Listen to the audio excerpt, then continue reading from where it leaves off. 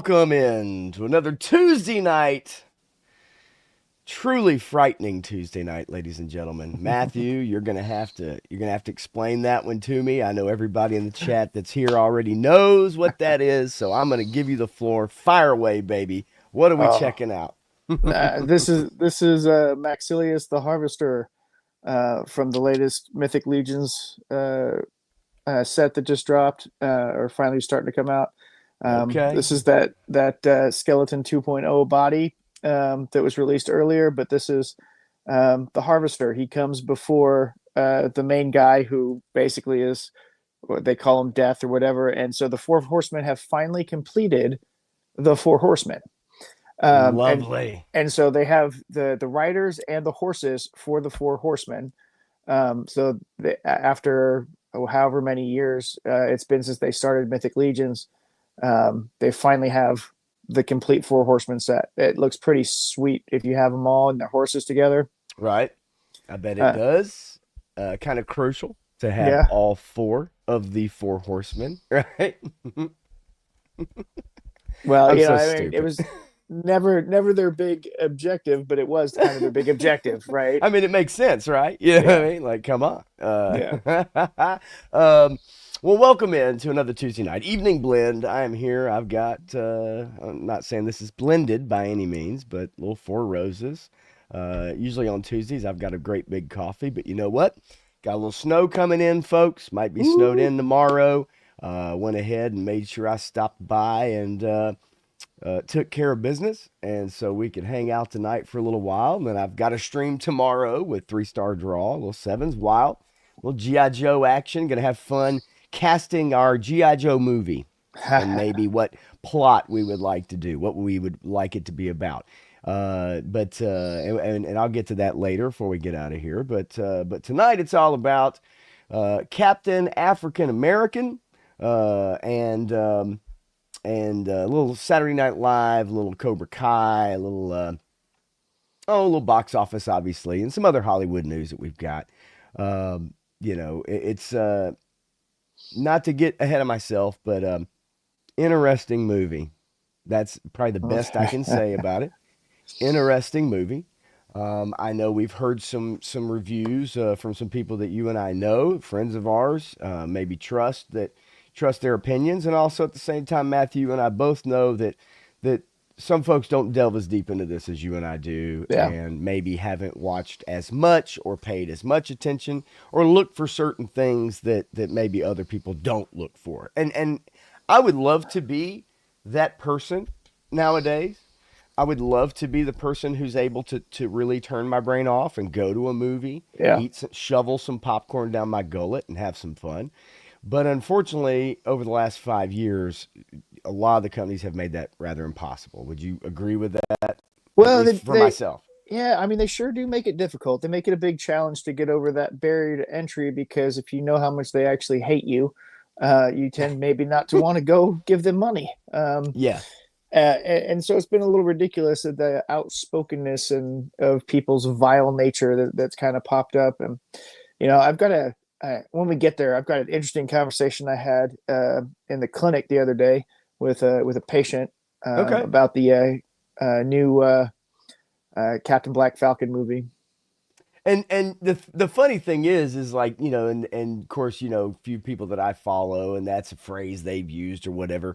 Look, it is what it is. It's and as we get into the movie here in a little while, when we get to that topic, it is something that they want to make sure you understand, that you know this, and it's very important to them to do that. And I just feel like we're all at a point now where we don't need that in our story, right? We don't need to be talked to like children. We need good stories. Yeah. We need stories that make sense, and not piece together puzzles that are stitched together over hundreds of millions of dollars worth of reshoots and stuff like that. And before we get into the chat, War Chest has a very strong opinion about it, and I get it. And he and I have kind of talked or gone back and forth a little bit with that. But we'll get into that here in a little while, obviously, but not to get too much into it. But hopefully you had a good week so far. We're only a couple days in. Hopefully you had a great weekend.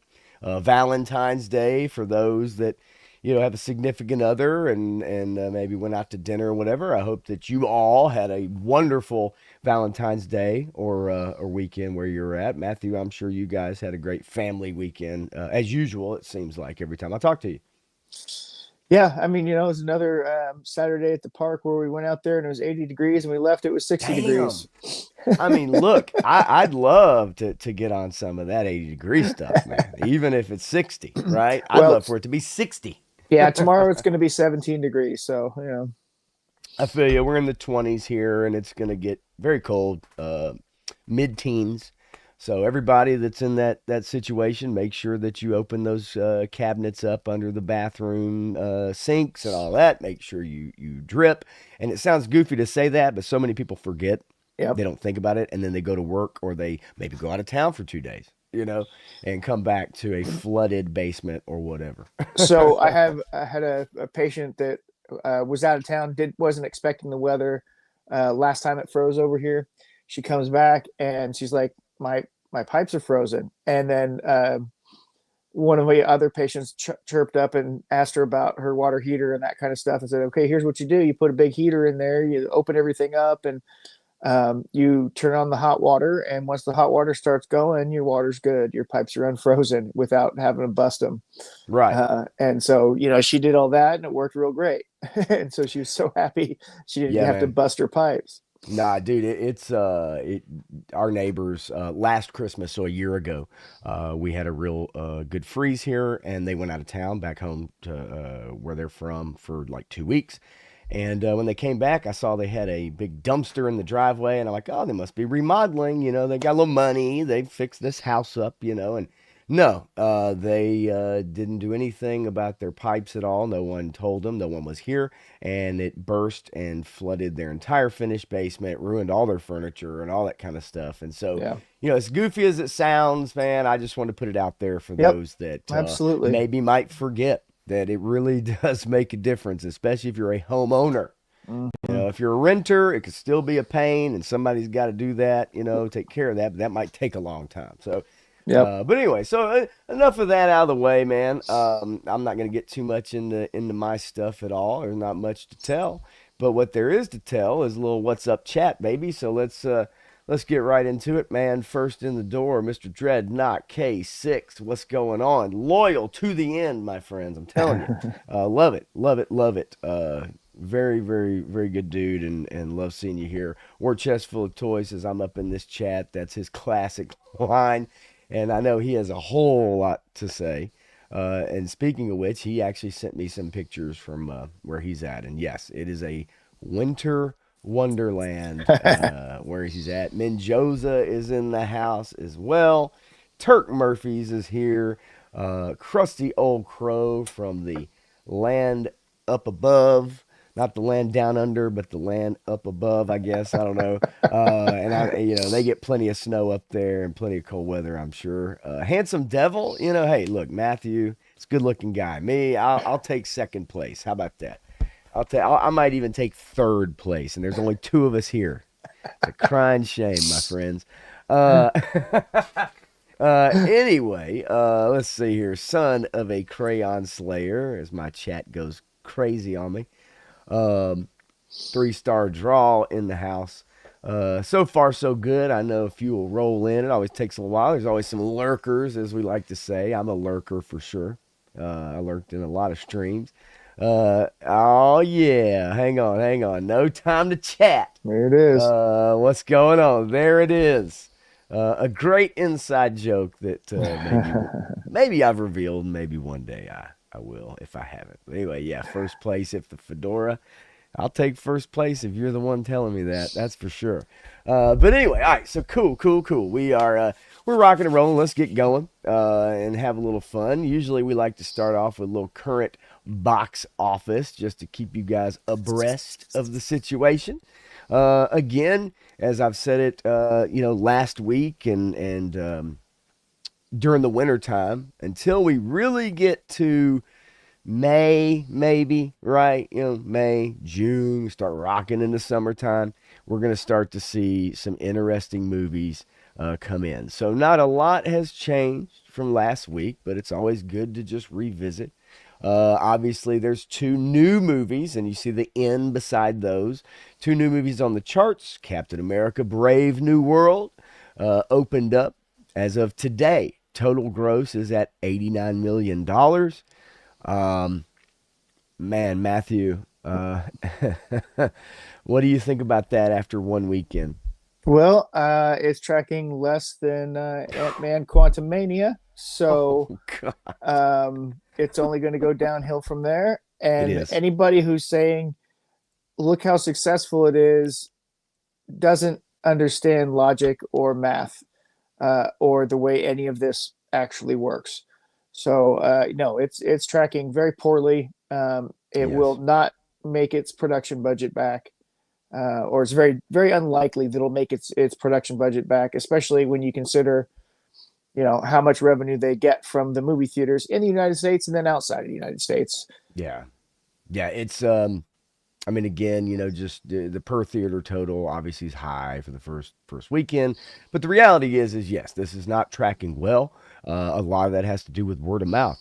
It just is. It just is what it is. And anything that is tracking less than Ant Man Quantumania for those that saw that movie, Yeah, then you'll understand just how poorly performing this is. yeah, If that's how if we've gotten to this point, and I think as we get into it later, it just shows you that this is not the Captain America that your Marvel fans want to see. It doesn't have really, honestly, all jokes aside, and in the title of the stream, and us, you not joking around, Captain African American, and this and that.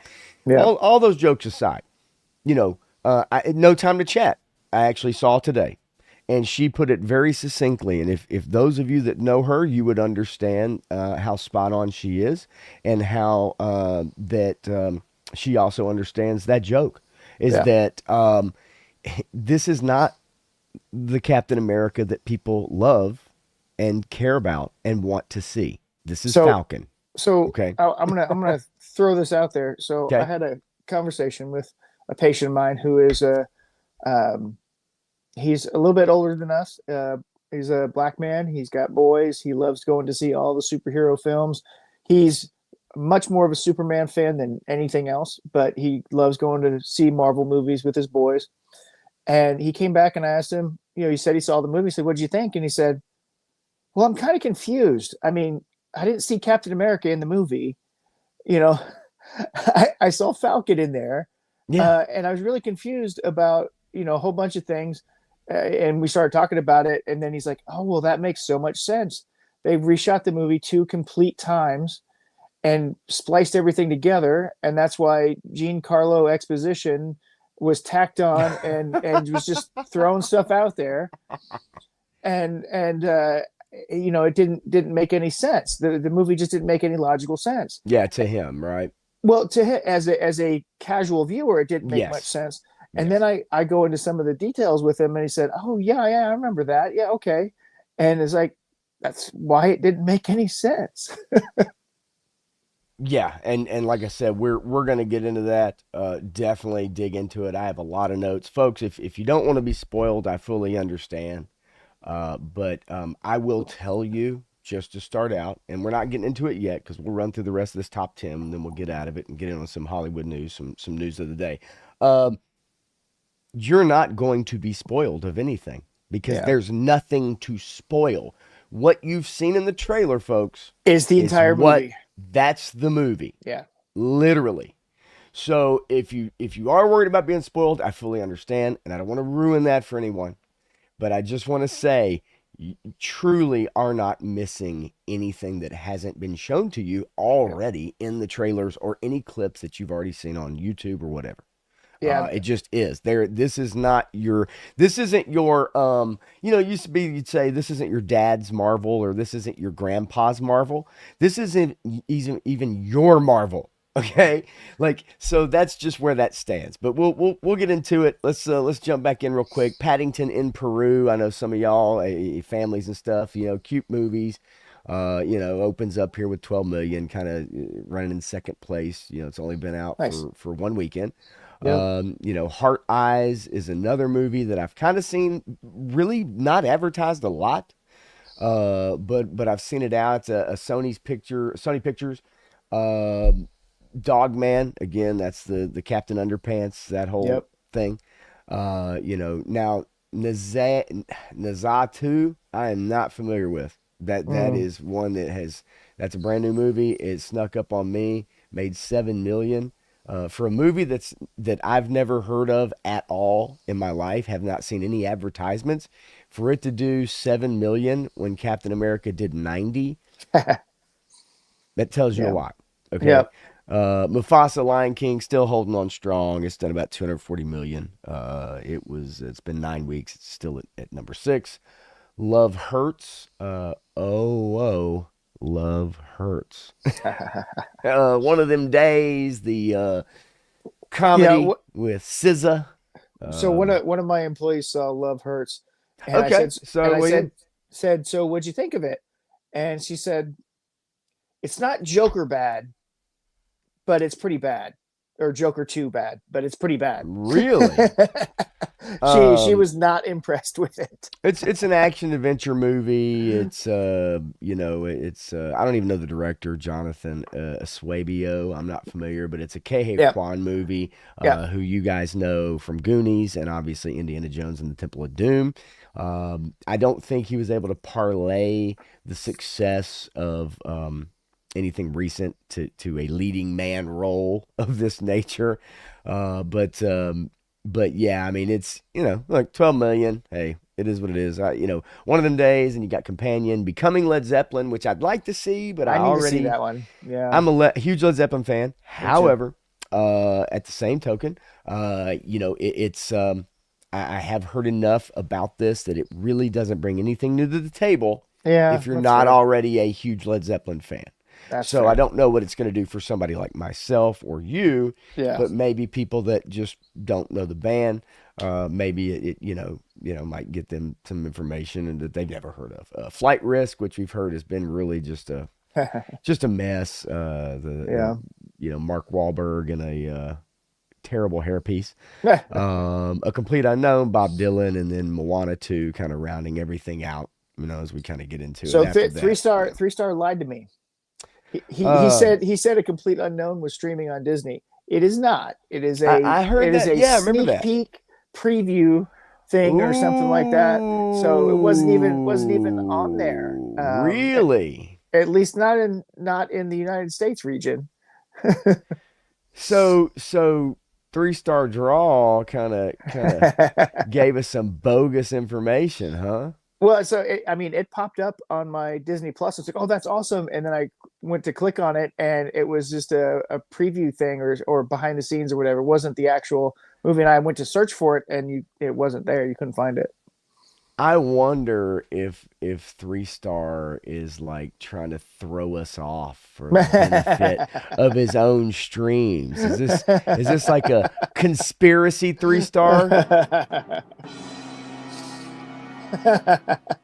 Curious. Son of a bitch. Anyway, I don't know. All right. Well, it is what it is. Oh no. It's gonna It's keep playing until you it's on unclick it. loop. Yep. I got it. Next time, folks, I'll remember. All right. So anyway, look, current box office, that's what we got. Nothing exciting. Again, as we get into summertime, I think it's really going to heat up, and it's going to be a lot more fun. It's going to be a lot more fun to compare these movies with Superman, Thunderbolts, stuff like that. But right now, yeah, it's slow. It is what it is. Uh oh, 3 star draw chiming in. I'm going to start doing a solo on Tuesdays. Here we go, folks. Everybody streaming, stepping all over each other. Really quickly, for those of you, and Frank Dumanu is here. What's going on, What's Frank? up? And I want to make sure before I forget, if I did not mention, but Son of a Crayon Slayer is also in here as well, and so I just want to make sure that I did not forget, in case. But yeah, yeah. Well, 3 star. You know what? It's your prerogative. You can stream, step all over our toes, man. Do what you need to do. Graf says, "Hey, you guys!" It's in the thumbnail. We're gonna talk about it because I want to get Matthew's opinion. I brought it up on Friday. I'd like to get his opinion on Goonies 2, which we're going to get Oof, to when we get to oof, the news, which is oof, roughly about oof. right now. Yeah. So, news of the day. Saved a few stories, and since we already brought it up, let's go ahead and get into it, folks. I'd like to know y'all's opinion actually in the chat if you want to let me know what you think about Goonies 2. But Matthew, I brought this up on Friday night Yeah. solo, but I didn't really get your opinion. Goonies 2 officially in the works with Steven Spielberg producing the movie. Almost 40 years after the original. They're all back. All of them. All back. No director attached. No plot details yet. I'm assuming no script. Uh, Man, what do you think? Do you want a Goonies 2 No, in this day and age? no. My the the best it could do is if they took the lead from Cobra Kai and they could do something interesting. But I don't think they could do that in a movie. It would have to be a series where you could develop the supporting cast to become, the new cast to become the main cast, and it's really hard to do in a movie like that. And if they just do it in Yes. passing, it's not going to be good. I can't see the boys getting together and doing any kind of fun adventure, and it not being weird, awkward, just Graph. not work right. Graph says Goonies 2 question mark. I need a drink. Yeah. Look, cheers to that. Listen, folks, here's the deal. This is how I feel about it. And I kind of made it a little known on Friday, but maybe I didn't say this. I just don't see where a group of, at this point, 50 to 60-year-old people Yep. can even somewhat convey an adventure that they did when they were in their teens and 20s, maybe even 30, depending on the actor. I don't know. But you get what I'm saying, Matthew? Like, I just Yeah. don't know where you go with this unless it's a pass the torch. And of course, we Right. knew that they couldn't even do that with Star Wars, right? What makes me think they can do this with Goonies in any kind of manner? And on top of that, and then I'll turn it over to you. On top of that, the antagonists of the movie were so memorable. Mhm. And you know what I mean?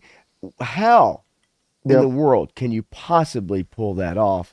And my sister's never seen Goonies. What's up, Love Mules? And I can't believe she's never seen it. But tell me, how could they pull this off? Is there anything they could do to make this work?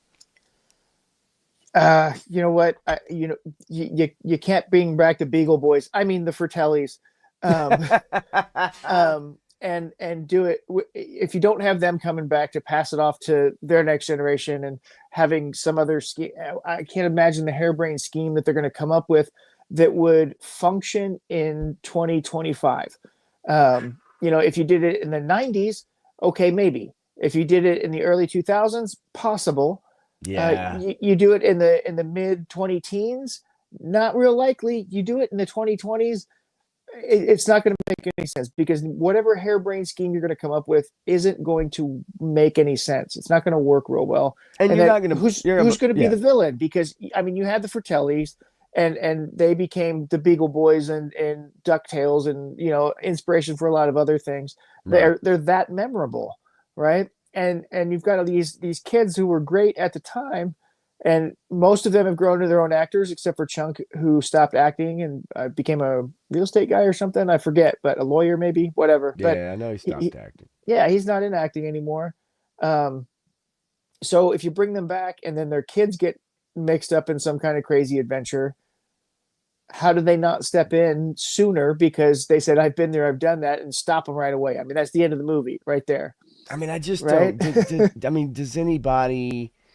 It's like what the Beverly Hills Cop, the new one that came out, and it's his Yeah. daughter, and you pay, and I just don't. I don't know how. I think there's way too many things, and also I'm gonna be honest, folks. I don't trust Spielberg anymore. Nope. Like I just don't. I mean, we all have a prime, don't we? Yep. We all have a prime, and it's a sad fact of the matter of life. And when you're in your prime and you're a creative and you're really firing on all cylinders, then everything you touch is gold. Yep. Everything is magic. And he had a prime that lasted a long time, Yep. longer than most, right? I just don't know what you could do with this, even with the best intentions.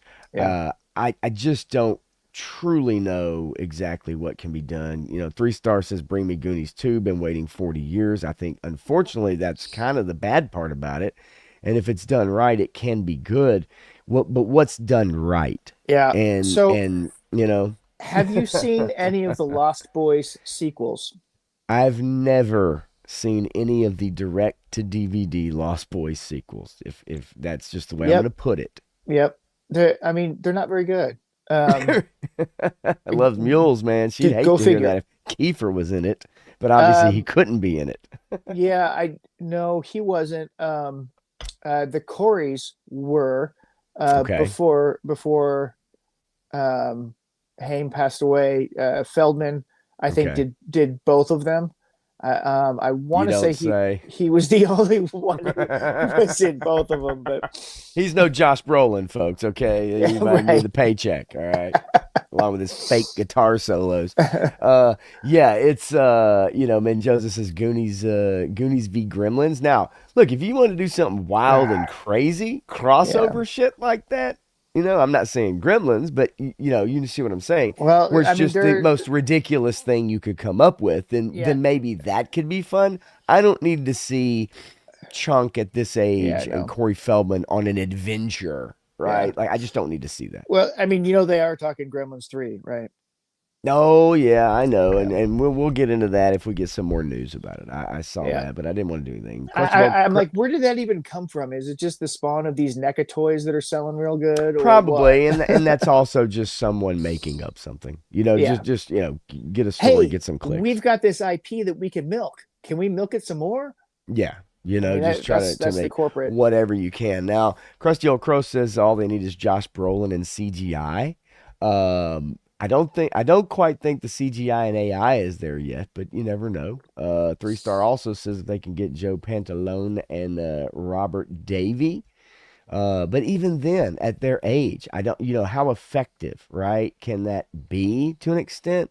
Mendoza says Chunk wants revenge for the truffle shuffle. No, he loved it. Don't kid yourselves. He loved shaking them guts. He liked it. He loves shaking them chubs around. And I get it, 3 Star. It's okay. Pantalone or Pantalone. I misspoke it anyway. So who cares? Giraffe says, does Hollywood allow for kids to make fun of one another in movies these days? Sloth No. will speak perfect English too. Yeah, that's another part of it too. I don't know that you could have the sloth character and actually Yeah. be able to even portray it as. I'm surprised they don't have a sensitivity trigger warning before that movie comes on. Well, they changed their trigger warnings. They did. They did. They did recently. Disney definitely, and they took out a lot of the parts about it. These things have been depicted in the past are harmful stereotypes and all that, and they just Yep. said, "Hey, these movies have depictions that are no longer current or something Yep. like that." Yeah, Gremlins 3 has a script. I would need to see that because it's going to have a whole bunch of rewrites. Oh, Yeah. all all female Gremlin Yeah. cast. I So don't know. 3 Star, I'll just say this. Everything already has a script. Right. Whether it's any good or not, and how 15 many years old, 10 have years yeah. old, 25 years If old. they're talking about it now, that script has been around for at Right. least a decade, if not 30 years, because it's taking forever to get some of these movies to get shopped around and picked up. And then they rewrite the script 30,000 times, and sometimes they reshoot the movie 3 times before it comes out. Right. Zachary Levi's got a movie that he filmed 4 years ago that's just now coming out. So I love this too. Or Kwan. Kwan. All right. Says recently starred in his own action movie, Love Hurts, that opened in theaters last week, which isn't doing very well. Says after starring in Goonies as a child, Quan is at a career resurgence thanks to his Oscar winning performance in Everything Everywhere All at Once and a role in the Marvel and Disney Plus series Loki.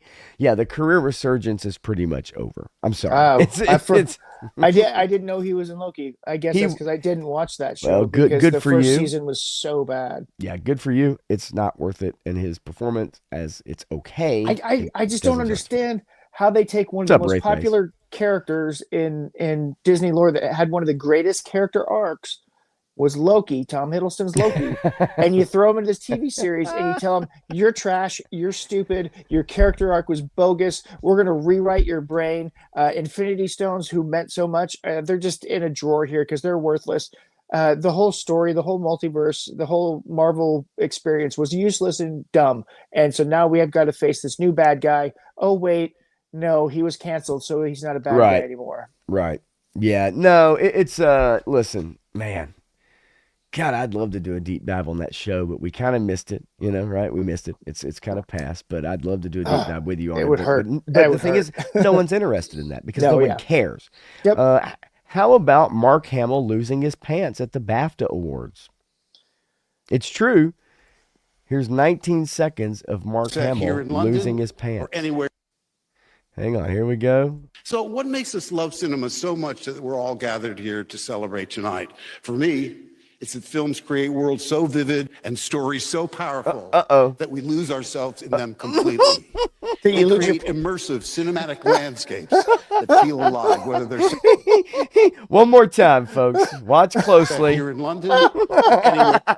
All right, one more time. Here we go. So, what makes us love cinema so much that we're all gathered here to celebrate tonight? For me, it's that films create worlds so vivid and stories so powerful Uh-oh. that we lose ourselves. Oh in them my God. completely. that we lose our They create pants. immersive That we lose our pants. And then I love it because the rest of the time he's cinematic tucking it landscapes in. that feel alive, whether they're set here in London or anywhere. As if Mark Hamill couldn't make a bigger idiot Okay, out of himself so- already. So William Who's Shatner, under the podium, Crow? That's true. so William Shatner, man, he's got to do this. He's got to take this and say, Oh. "Here's my force ability, Mark. There go your pants." I mean, William Shatner's been trolling Mark Hamill for He years, has been, he but trolled him. lately. he trolled him hard the other day, and That's is true. hilarious. Yes. As a matter of fact, hang on.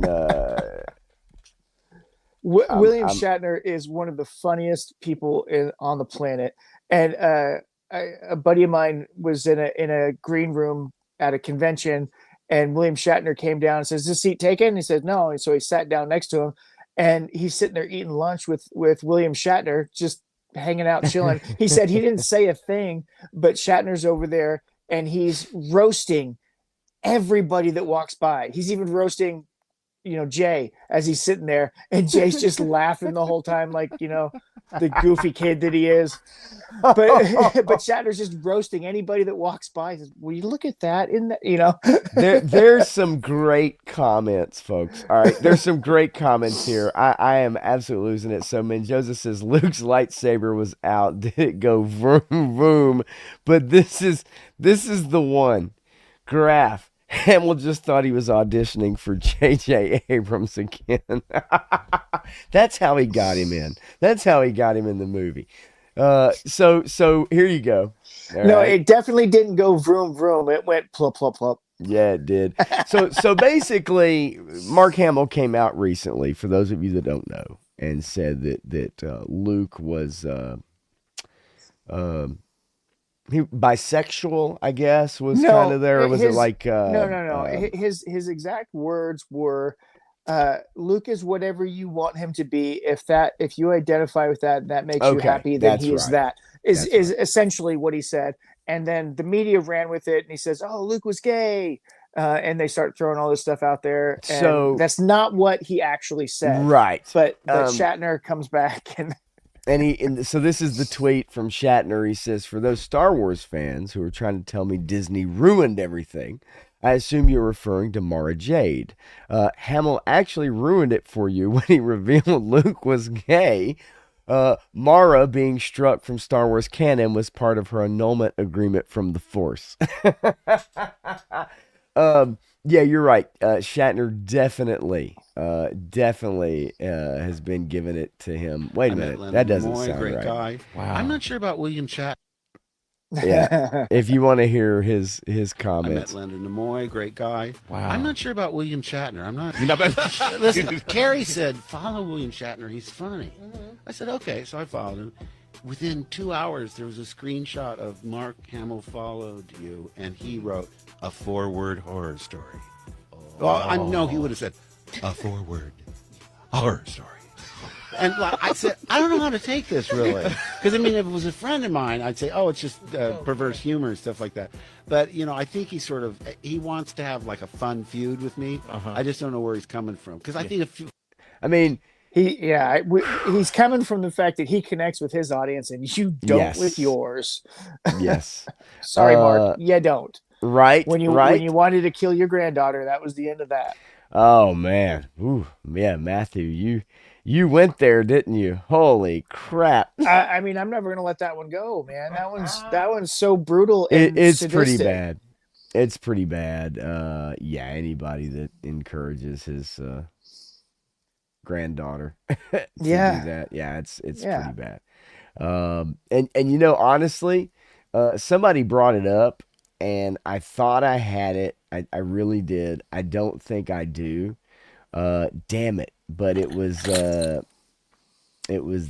Mendoza saying, so it made the hyperdrive failure sound. I have that sound effect, but I do not have it queued up. Oh yeah. I was just trying to Damn. highlight that one. Okay. Mhm. Yeah, I actually do, but I don't have it loaded in. But that would have been absolutely perfect right now. I do have this one though, but it didn't. It didn't Brian- sound like this. Brian Blessed. Brian Blessed. He was an amazing dude, and every story I've heard about him is funny. It's engaging. The Yeah. guy was awesome, and Yep. he would have been a great guy to meet for Oh sure. man, oh man. All right. Well, anyway, yeah, so the feud continues. We'll see where it goes from there. It's funny you brought that up, because I was like, oh, well, you know what? Actually, I can bring that right back up here. I did want to cue you guys into a story I thought was quite interesting. Look, I don't know a ton about it, but when I read this headline, and I thought, okay, where are we really at? Where are we at with casting actors? Where are we at with shock value? What are we trying to do? What are directors? What are plays, right? People that do plays, right? And I saw the Cynthia Erivo, who plays, she's in the Wicked movie. She plays the Wicked Witch, has been cast to play Jesus Christ in Hollywood Bowl's Jesus Christ Superstar.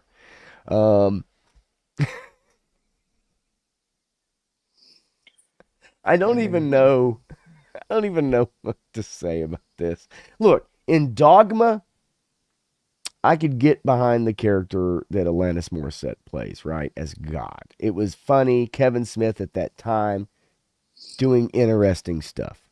Yeah. I could get behind it because it was truly like, oh, you know what, that's funny. Because at that time, it was kind of funny, and it was an interesting take.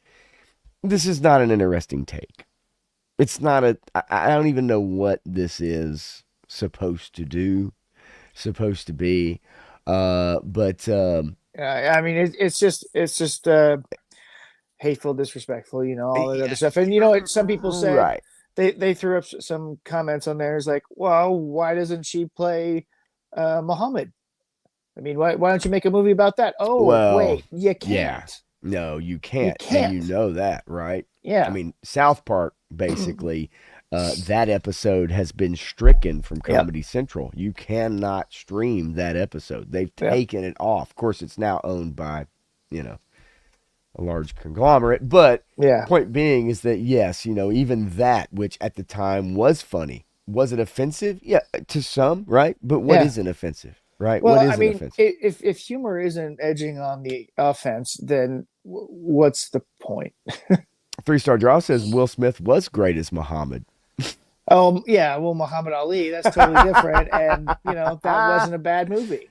you know? Ooh, no, it wasn't actually. It was damn good. The Yep. decision to gender swap Jesus Christ, a figure revered by billions, is viewed by many as a direct affront to their faith. Furthermore, Revo's history of centering every project around her own identity only adds fuel to the fire. Yep. Yeah, I could see where this probably pisses a lot of people off. You know, again, look, whatever artwork it is, whatever it is, play, whatever. Look, it's that director's, it's that creator's decision to do whatever they want to do, and then it's Yep. up to us as consumers, as people who uh, watch the art. It's up to us to determine what we want to do with it. Yep. Again, it's just another. You're just adding ammunition, right, to the belt of people who I mean, already, yeah, no, it's flame casting, for lack of a better term, 100%. Let's drive-by not kid casting. ourselves. Like, Yeah, how many people can we rile up to get talking about this so we can absolutely. get more eyes and traction on our lame Hollywood Bowl old play that's been around for forever, and just kind of redoing it because it's not fresh, Yes. it's not new, it's not special unless we make it controversial. And so they're making it controversial. Whatever. Yeah, and look, Graph, yeah, it's being done just to be disrespectful. I agree. Crow kind of says they're setting her up to take more criticism, but the thing of it is, she doesn't have to accept the job. Yeah. Right? Like you can you can want to hire someone, they have to sign the contract, right? Yep. So if you yourself it said, you know what, nah, this is not a good decision, right? This isn't good for me. This is probably not going to do good for what I'm trying to do as an artist. And conversely, you may say, this is exactly what I want to do as an artist. I want to create controversy. I don't think anybody's setting her up. Yeah. I think she's taking this on her own, right? And doing whatever she wants to watch. Right. And Viper Scout says, and if you don't watch, you're an ist. And we've gone over that many times, right? They'll come out and they'll say, well, this movie isn't for you. And then they'll turn around and write an article a week later saying, well, men didn't come see this, or white people didn't come see this movie, because of this. And it's like, well, but you already told me it wasn't us. for me. You Right. told me I'm not the target audience. You told me it's not made for me. And if I don't support it now, then I'm the problem, right? Well, We've seen that so many times. I think more and more of them are starting to realize that that's not the tack we want to take currently. No. They go back and forth on it, but I think more and more of them are coming to that realization that, wait a minute, maybe we got to pull the Tom Cruise effect here and zip our lips. No, exactly. So there is a show that we are excited about. Not Jesus Christ Superstar, that's for sure. And Crow wants to follow that up, and I'll be glad to highlight. He says they view her as a LGBTQ sure thing for ticket sales, which is not a sure thing for any ticket sales. No. Actually, those people do not come out to support the products that are Right. made for them, which is amazing, but it's true. Yeah. However, he says they're trying to strike while she's a draw for that demographic. And I could fully understand that, right? Like, I get it. I get the spirit, right? Yeah. Of what maybe is trying to be done, or hiring certain people, But casting this is- certain people. right, But they so don't, those people, they do not support the products that are being made disingenuously for them by Well, Hollywood or any otherwise. and more and more of them, I think, are realizing, hey, I'm being used here. Yes. I'm Yes. being used for something, and that's not what I want to be known as or do. And I would hope that, more and more people would realize that my identity, my whatever, isn't who I am. It's a part of who I am, but all of these other things are who I am. I'm not solely defined by this one character trait to put me in one little box that these Right. people want to put me in. It's ridiculous that people lump together like that and create this tribalism thing that creates separation, creates division, creates wars within ourselves and within our friend groups and everything else. And it's all meant to cause division, fear, and hate. Isn't it interesting? And we won't go off the deep end. I find there's 2 points, but one is, isn't it interesting that we moved past segregation and yet there's so many who want to segregate everyone now? Yep. They'll tell you that's not the case, right? They want you all want to be together, love everybody, but they go out of their way to segregate us, and it is tribalism, right? It's Yep. to make sure that if you don't identify with that, you want to stay in your lane, right? You want to be Yep. in this lane. You have to be in this lane, and then also at the same time trying to turn around and then force other people to agree or accept what it is that you've now segregated people to be, right? And Right. it's a no-win situation. There is going to be a day soon where I go down the DEI rabbit hole. And the only reason I want to bring this up, and I'm going to leave it alone after that, is that the people that do that for a job, the people that do these seminars that you as your company may have had to participate in, you may have had to watch a webinar, participate in a conference call, whatever. Okay, you understand their job disappears if they solve the very problem that they're talking to you about. Right. So in order to continue being employed, they must continue to create a problem because that keeps them making money. If they solve the problem they say they so desperately want to solve, well, guess what? They don't have a job anymore. Yeah. So it's this never-ending cycle of people who gaslight and try to do this kind of stuff just to stay employed, and but they don't want to solve anything, right? Yeah. And so, but I do want to do a deep dive on that one day. Yeah, Menjoza, maybe to get some investors. You see that kind of stuff happens all the time with companies that try to, get money behind a project, and then they change horses in the middle of the stream, so to speak, if that makes sense. But yeah, so anyway, but yeah, interesting casting choice. I think it's goofy. I did want to bring this up with you as well because we're looking forward to Daredevil. I know many of you are out there as well. I know I am, right? And it's coming up the beginning of March, very soon. And I just saw where Tatiana Maslany from She-Hulk has thrown her hat in the ring to join the new Daredevil Born Again series. That she wants to get in there. She wants to be a part of it because, she had a one-night stand with Daredevil as an alcoholic, So I would say womanizer. I don't even know how you flip it the other way around, right? I don't know how you turn that on its head. A manizer. A manizer, alcoholic, manizer, never happy woman in She-Hulk. But evidently she has decided to express her eagerness to join the upcoming Daredevil series. Well, I mean, didn't we see something real similar last week? Wasn't Daisy Ridley begging for a job too? Yes. So we've got these two actresses that have been put on pedestals and told how great they are, who are now begging for jobs because they realize that nobody cares about their character that they play. And that's kind of what's happened here. Basically, it starting March 4th, Daredevil Born Again comes out with the original cast members from the 2015 Netflix series, which I have been thoroughly enjoying. And if you haven't seen it, I highly recommend you go back and watch it. But nonetheless, it says fans are not thrilled that she's thrown her hat into the ring. It says here, let's see. The backlash was swift and severe, leading, and that was from the whole twerking and the She-Hulk attorney at law. They removed She-Hulk from its Marvel banner. And then it says here that, let's see, the mature rating for Daredevil is a commitment, hopefully, to their mature themes and violence, which is what happened in that first go run, right? The first run through. But it says that she's wanting to jump back in and hopefully get another part. She says, let's see.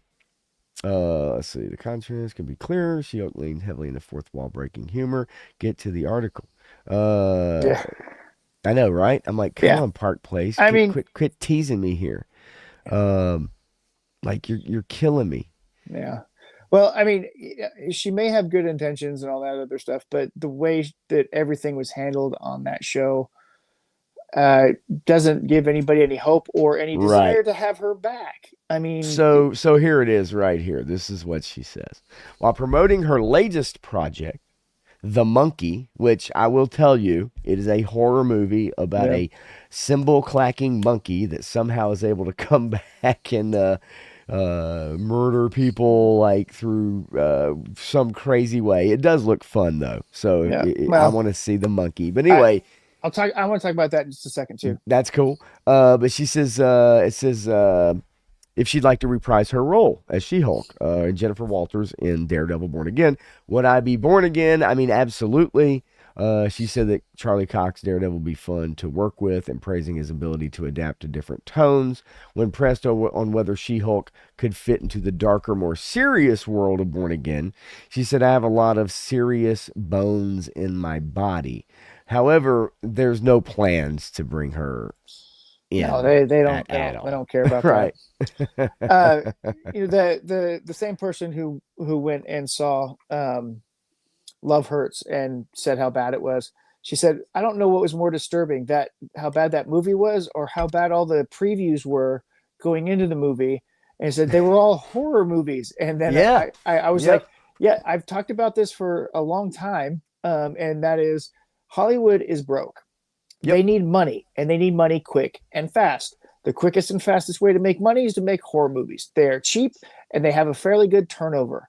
Whether they're good or not doesn't matter. It's a horror movie. The horror fans are going to go out and see it. They're going to pay money, and if you're spending, you know, if you're spending less than $30 million on the movie, you're probably going to make a profit because they're going to go out and see it, and people are going to have a good time with it. And it's the way that they can generate little bits of revenue to build back up some cachet, really, to keep them funded. So we're going to see a lot of horror movies this year. Well, it's we've talked about it.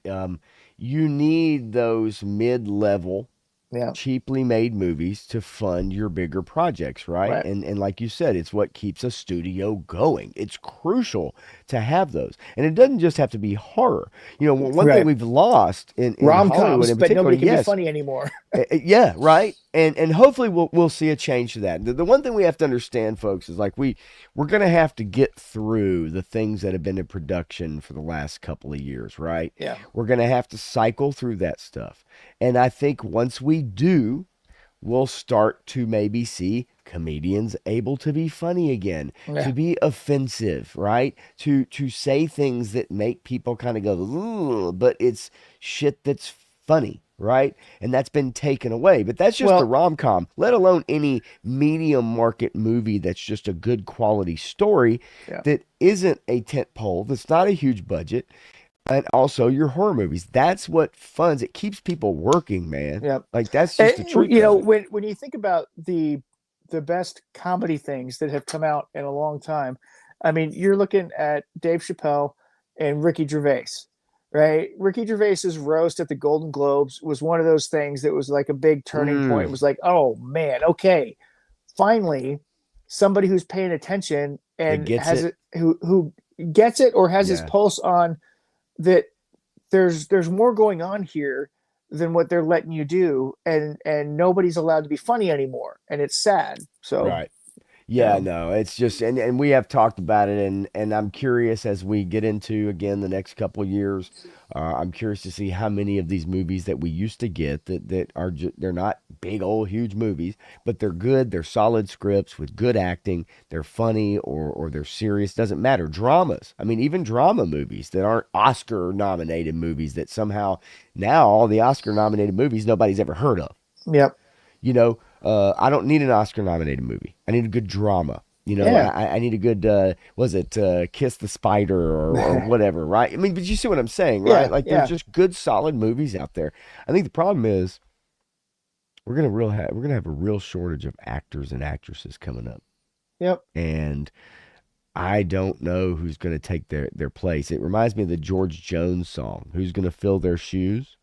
Whether you've heard it or not, but it's very true. The legends that came before, well, who's going to fill their shoes? Who are going to be the next? And right now, I think we have a serious drought. we do. Um, I mean, Timothy Chalamet is young. He's got a good yep, career ahead of him, but I don't see a whole lot of others that are popping up that are going to have the longevity.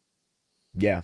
Um, see, Warchest says, I thought he was doing a Police Academy moment, and Mahoney, that lady under the podium again. You're way back, buddy. That's Holy it. moly. Put it on 1.25, 1.5. You'll get there. It's all good. I get it. Yeah, and look, Krusty Old Crow, I'm with you. The Judd Apatow stuff, those films, those were fun, goofy, funny films that had stupid moments in them, right? But they Yeah, they made money. They were popular. that's it. People laughed, right? It was good shit, and so yeah. But we need more of that. We definitely need more of Yeah, that. And and yeah, AI. I don't know, Crow. We'll yeah. see. We'll see what Now, happens. are you following the Harry Potter news? You talking about the series? Yeah, A little bit. bit by bit, casting, Wait, everything. I figure we get into it as we start to really get some more news into it. well, As I we mean, what start do you to think about really, John Lithgow? I mean, do you think I love Jonathan Lithgow, but who's he cast as? Dumbledore? That could be interesting. I mean, he can do That could be. British. So, have you guys heard that too in the chat? I did not hear that. Yeah, so Okay, he's been cast as Dumbledore, as far as okay, I can understand, as far as I've seen. My only problem is he's not going to make it through the 10 years it's going to take to go through that that's series. true. Yeah, you're right. You I know, can't I mean, imagine. I Even if mean, he did, they're going to have the it. same issue that they did with the original actor who played Dumbledore for the movies, right? Yes.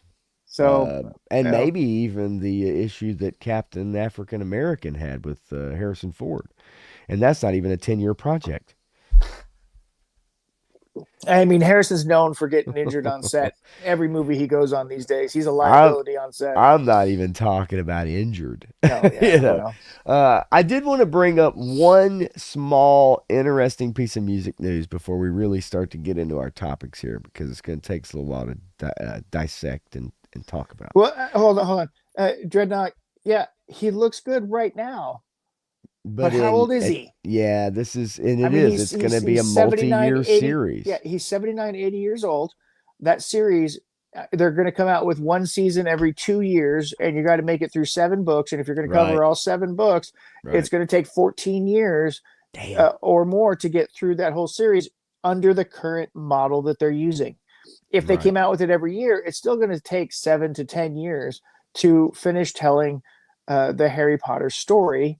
And he's almost 80. He's almost to his 80th birthday, right?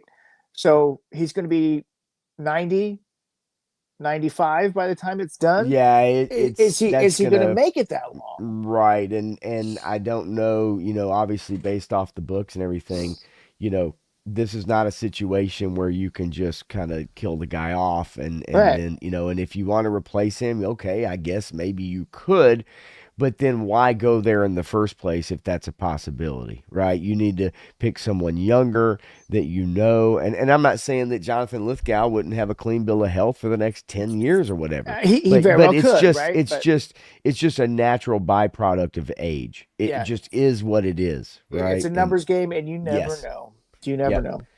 Joe Fan 84, what's going on, buddy? Good to see you. In the door. Let's see here if anybody in the chat really quickly. Let's see. What is that? Graph says Harry the Sasquatch should play Hagrid. Get a reunion. That's pretty good.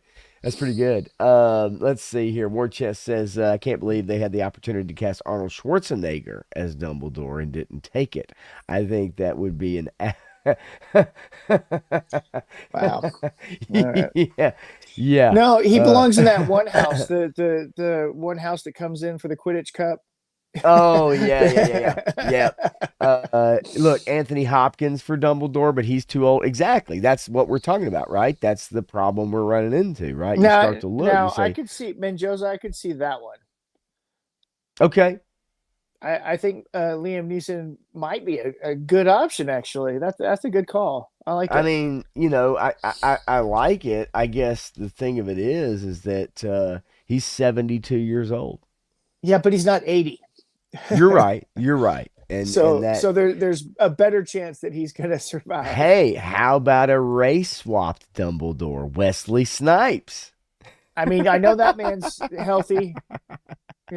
He can get in Man, there you and get it ain't done. kidding. You see Deadpool Wolverine? Holy shit. Now, I ain't gonna lie. I'm gonna tell you something. I'm gonna let you guys in on a little secret here when I was watching the movie.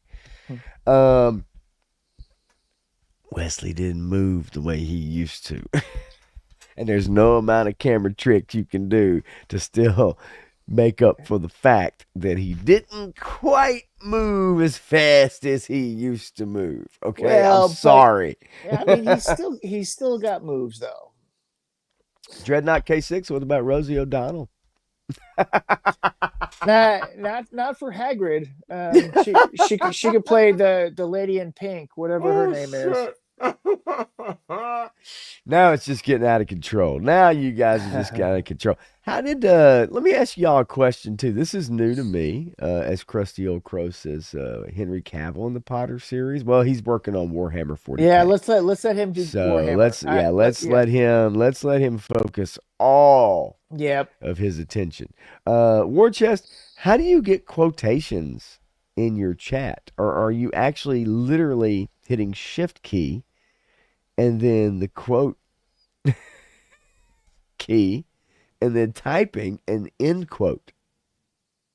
That's fascinating to me. Sorry, I'm just curious. That's all. You just type it in there. It's not that hard. But I'm curious, like, is what program? Is it on iPhone? Is it, you know what I mean? Like, you're getting, it's, he's typing it 100%. I agree with you. He's on his desktop, but are you actually hitting the quotation key and then typing and then quotations to end it? You see what I'm saying? What? How? That's Well, no, I know it is, but do you see it's interesting? I don't see it. I don't know. I don't know why it's interesting. Because most chats look like this. Yeah. And that, and that, and that, and that, and that. It's all the same. It's all just typing on the keyboard. Until you get one with quotation marks. You see what I'm saying? I don't get it. It's just typing on a keyboard. It's the same as it's always been. You're right, but when I type on a keyboard, I don't put quotation marks on my chat. Well, the reason they put quotation marks is because unless I'm quoting someone. Exactly. That's what he's doing. But no, he's not. That's what I mean. What? Okay, go back to the comment. Hang on. Can you imagine how hilarious Arnold Schwarzenegger would be as Hagrid? I can hear it now.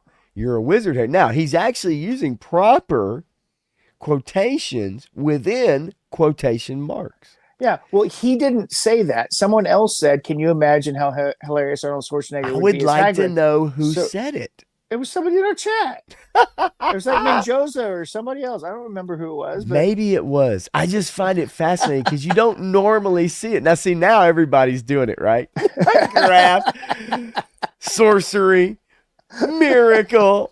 I like wieners, pop blender. Wait a minute. Hang on a second. What the fuck's going on here, you assholes? No, I just thought it was fascinating because I don't see that often. That's why I wanted to. That's why I wanted to bring attention to. So I love it actually. I just was like, oh wait a minute, there's quotations. He must be old and knows what grammar is. Oh, see, War Chest is honestly my special lady friend called me out for being lazy, and I ended up looking stupid. So that I get it. I totally do. I actually like it. It just isn't. I'm not used to seeing quotations when you're in a chat. You see what I'm saying, Matthew? Does that make sense now? Does it matter? No, it doesn't. But I'm also a weird motherfucker. And I notice shit like that, okay? Yes, and yes, 3-star. This did take a bizarre turn. Oh my God. Fuck all of you. Fuck all of you. I love it. I love all of you, by the way. I really do. I would caress you right now if I could, chat. And it's even post-Valentine's. Speaking of which, hey, how many of y'all were watching the another G.I. Joe fan stream earlier? And then right as people start joining in, they're like, oh, hey, Spec. Oh, Mom, the meatloaf's done? Okay, see ya. And then the stream ends. That's basically what happened. I know that's not the exact quotations, but what the fuck happened? Mom, I'm on a stream. Oh, Mom. You gotta make a phone call? End stream. That's literally what happened. They're in the middle of showing slides, and then they just said, nah, fuck this. And then they just ended it. I'm like, what just happened? Did you ever get an answer, by the way, from Punk or anybody? Oh, I didn't bother asking. I don't blame you. I'm pretty sure that was all him. Those guys at the 3POA, they're not about, the show must go on. It's like, oh, I'm done. I mean, that's literally what happened. It was like, oh no, okay, snake armor. Okay, fuck you guys. See you later. That's literally what happened. It was like, did this just happen on purpose? No, it was funny though. Yeah, I know he's got time constraints and usage stuff going on. So Right. That's true. At 3-star though, he literally said he was in the middle of typing, "Hey, what's up, y'all?" and then it ended. I'm like, yeah, that's how that shit goes. But anyway, all right. Not to bring that up. Yeah, Giraffe's mom needed the phone. AOL. I said, does he have a 56K modem or so I some was shit? like, what do you want, dial-up? I'm like, I mean, what I'm are we sorry. talking about these days? Turn your phone on. Go to StreamYard on Chrome. Oh, it's fascinating. And Crow says they did warn everybody at the start, and They I did. missed they that did. part. I got in Yeah. about probably 1.5 minutes after, so maybe I guess I missed that part. Well, I mean, yeah, I was literally right at the beginning when he says, "I have about an hour." You know, as That's soon as my mom great. gets home, It's we've so gotta, great. You know, And it's true. It's true. Dreadnock's right. When 3 bald monkeys run a stream together, that's what happened. How many bald monkeys does it take to run a stream? I can only imagine that the critics of said YouTubers are going to use that stream. I think they're going to use that stream on them. Right. And now we know They're going to meme them. Now we know the true answer to my all my worry, all my questions, and is that War Chest says that so after she pointed it out, talking about him being lazy, he said, I told her I'd do better, and as men we all do that, but that's what happens when you date a litigator. She's right. Lazy writing, no punctuation makes you look stupid, and I agree with you. And that's why I use punctuation all the time. And that's probably why Punk can't read my damn super chats, or he just can't read in the first place. I don't really know. I tried to figure it out. I'm like, no, that was pretty funny, but you read it wrong. And now it just makes me look stupid. Well, you know that by you using proper punctuation, you are It's racist. A bad idea. Yeah, you're right. Oh, shit. Joe Fan says, I still use AOL. And you're younger than us. That should be the other way around, Joe Fan. What's really going on here? I need to know. We need to talk. You know, found it. Message me on Instagram. He found a bunch of those CDs. 70-hour discs free. 70 hours free. And he started plugging them into his computer. He's like, oh, wow, what's this? AIM?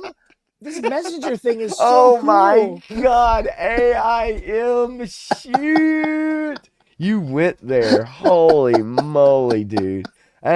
Dude, I can't tell you. And look, all of us, we all had like 30, 70 hours free discs from AOL, didn't we? We had like 30 of them. So many coasters in my apartment. God, man. Because by the time you actually got around to even using them, it was already a done deal. It was over, right? Yeah. But, God, I would say the good old days, but when I would try to look up a picture of some boobies, it'd take like 12 minutes to load. It would go. I just watched the scrambled ones that were on there. You know, when you try to tap into cable channels. And... Well, no, that was twisting the cable box back and forth. Yeah. Right? You know, get your Skinamax. Hey, 3-star had a use for them. Ninja stars. He's got to clip them up right. Oh my God. This has gone off the fucking rails. All right. I love it, actually, because sometimes we need that. I need that. I need a good laugh. And it all started because I'm just a anal son of a bitch. Wait a minute. Don't clip that, you assholes. And, already done. Damn it. And had to talk about quotations. Damn it. Yeah, well, the joke's on me. All right. Yeah, Crow, they switched to ham radio for 2 more hours. I'd have loved to listen to that on ham radio. Ham radio back in the day. Oh man. That's right. That's where we got the phrase "going ham on them." Actually, no, that's not so much. No, that's not true. Oh no, Dreadnought calling me out. I can't even do it. I did say that though, didn't I?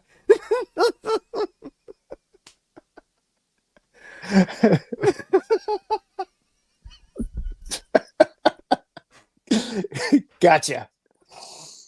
Oh, that's going to be a short. It's going to get like 1.8 million views. Yeah, right. Graph, do you know any ASCII actually? Do you know ASCII at all? Because there's a good Hitchhiker's Guide to the Galaxy joke in there. Oh, let's see. Oh yeah. Yep. All right. Dig it. All right. So anyway, let's get back on track What's up, somehow. Carlos Whatever Salinas? the track is. Oh shit. Carlos. No, yeah, you're listening to the voice of America. Yeah. Oh no. It's a bad idea, folks. Don't put that much power in my hands. Mm-mm-mm. All right. So anyway. So look, that's what we like to call news of the hour. I don't know what it was. Shit. Holy moly. All right. So I wanna give you the floor. I also have a few other Hollywood things, and we don't have to go over them. But I do want to get into Cobra Kai because I know you've been really super excited about this show. I know you've been spreading the message to everybody, and I know not everybody has dug into it as much as you have. I have actually, and but I have not seen the most recent. All right, so I got to get into that as I'm getting caught up on Daredevil, and I watched Captain America the last 2 days on. I got creative, folks. That's all I'm going to say without going to the theater. But anyway, so I'm going to give you the floor, Matthew. Man, you tell us why, for those of that haven't seen it, about Cobra Kai and this the next part of season 6. Yeah, Um, first off, this I love this show. I think it's awesome. I've heard a bunch of people that were, bagging on it and calling it out for this, that, or the other. But I'm like, you're either not old enough to understand how people change or don't change throughout their lives and understand that progression, and mature enough to see that happens, and you haven't been paying attention to the last 40 years of content that's been coming out about these characters, such as the lawyer's video that tells you why Daniel was actually the bully, or the Sweep the Leg music video by No More Kings, which is awesome, by the How I Met Your Mother storylines, right? yeah, This is the greatest love letter to a property from the 1980s I think anyone could ever have asked for. They bring in new characters, they have new stuff, they continue the storylines forward, and they give it in an entertaining manner, whether it's believable or not, because everybody's kung fu fighting all over the place. Yeah, no, that's not real life. Everybody's still obsessed about karate in the valley. Yeah, no, that's not realistic. But that's the universe that they live in. That's the stories that they're telling. People were upset that Daniel was such a jerk. And if you watch that lawyer video, you realize that Daniel could have been the jerk. And if you watch it real closely, his personality type is, once he has a little bit of success, he rubs it in everybody's face because it was rubbed in his face. So Daniel becoming an asshole later in life kind of makes sense. How he treats his kids at the beginning kind of makes sense. And then he's got to come back around and relearn some of the values that he learned early on with that, now that Miyagi has passed away. Uh, the entire show is a love letter. There's an entire episode dedicated to Johnny's crew that he had, except for Dutch, because Dutch was off racing cars and wasn't doing acting anymore. But every other character from his crew came back, and they did an episode where one of them was dying of cancer. So they go on one last road trip. They go out camping, and he dies on the camping trip. And the end of the episode, he gets zipped up in a body bag. And it just so happens that that was his line in the movie: "Get him a body bag, Johnny." And he ends up in the body bag. And then before the episode actually drops on Netflix, the actor died of cancer. So yeah, they already knew that he was suffering from this, got him to come back for this thing. And then they treated him with reverence and justice in a lot of ways, his character, the actor. And they have done that with everybody that they've brought in. And they have brought back in everyone who is alive still, who is a major player that they could in the Karate Kid 3 movies, right? Just those 3 movies. I don't know if they ever tried to reach out to Hilary Swank or not, but I don't think that she wanted to be a maybe part of it. I don't know. maybe so. I haven't heard anything about that. But they wrapped everything up and tied it all up, and they ended it so well. I don't have a reason to see the movie that's coming up, Right. because the movie has to do with Master Han, and I don't care. Pacey's in it too. Joshua Jackson. Yeah. Um, and I don't know that I care. I haven't seen anything that makes me want to go see it other than I'm hyped from seeing Cobra Kai. And if that's all they're playing on, well, then Mr. Han better be Miyagi's brother or something, you Yeah, know? yeah, yeah. I just don't see where the movie's going to go or do anything more to reignite or continue the verse that they've created with Cobra Kai. But you know, the show's funny, it's entertaining, it's ridiculous in the best kind of way. Yeah, I Um, agree with you 100%. I think it is. I think it's ridiculous in the best kind of way. I think yeah, it's that kind of ridiculous people can get behind because of you understand it. You get it, the yeah. joke. You get the inside of it. And so the very first episode, I believe, is called Ace Degenerate. The very last episode of the entire series is called X Degenerate. And that all comes from the lines in the original Karate Kid movie.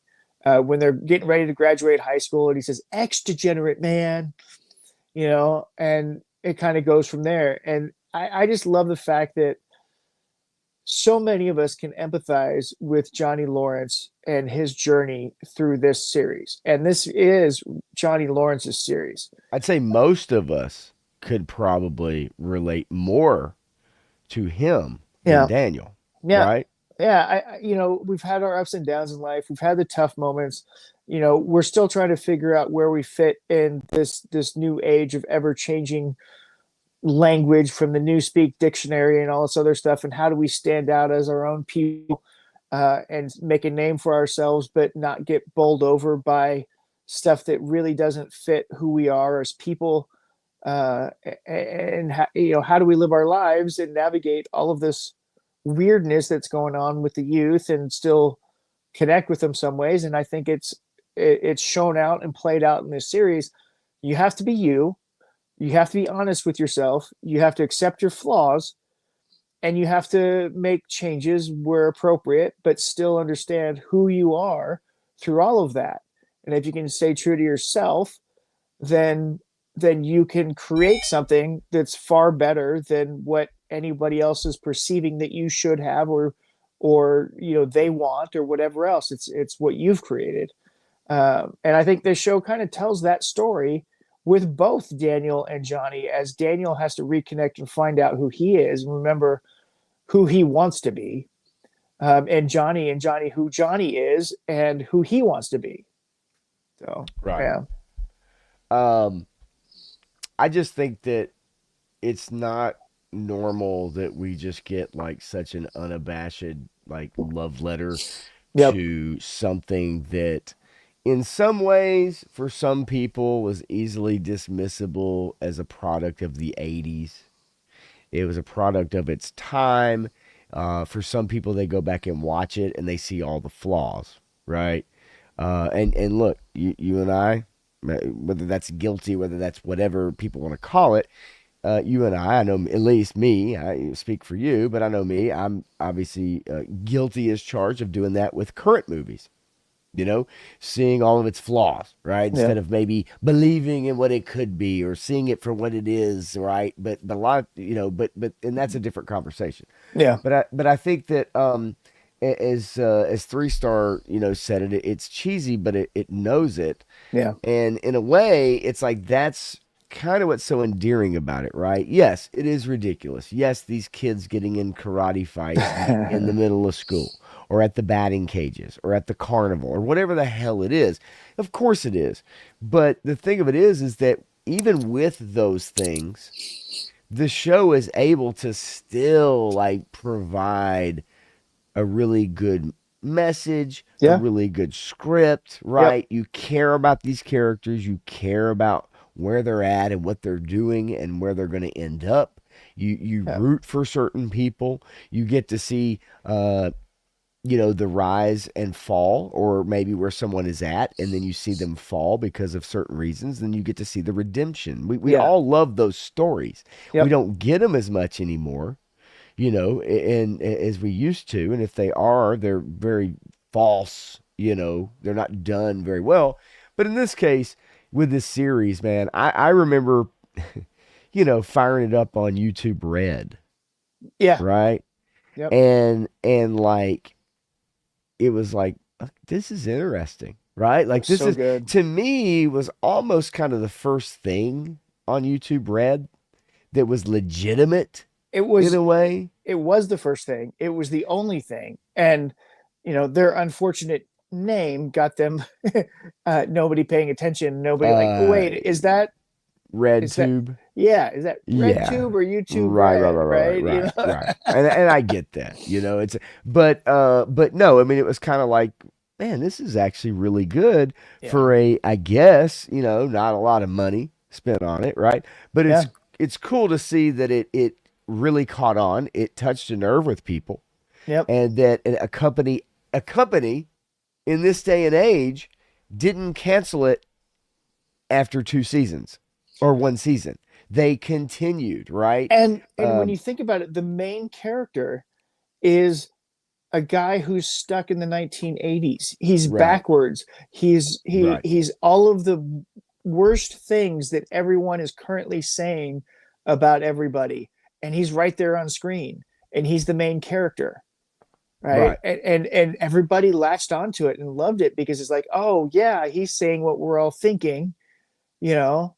And Yeah, I just loved the storytelling. it's very honest, It right? is, It's it it's is, honest. It's an and honest show. I mean, so the last season is so good. The last 5 episodes are so amazing. Awesome. The third episode of the last five. So what is that? Episode 13, I think, of season 6.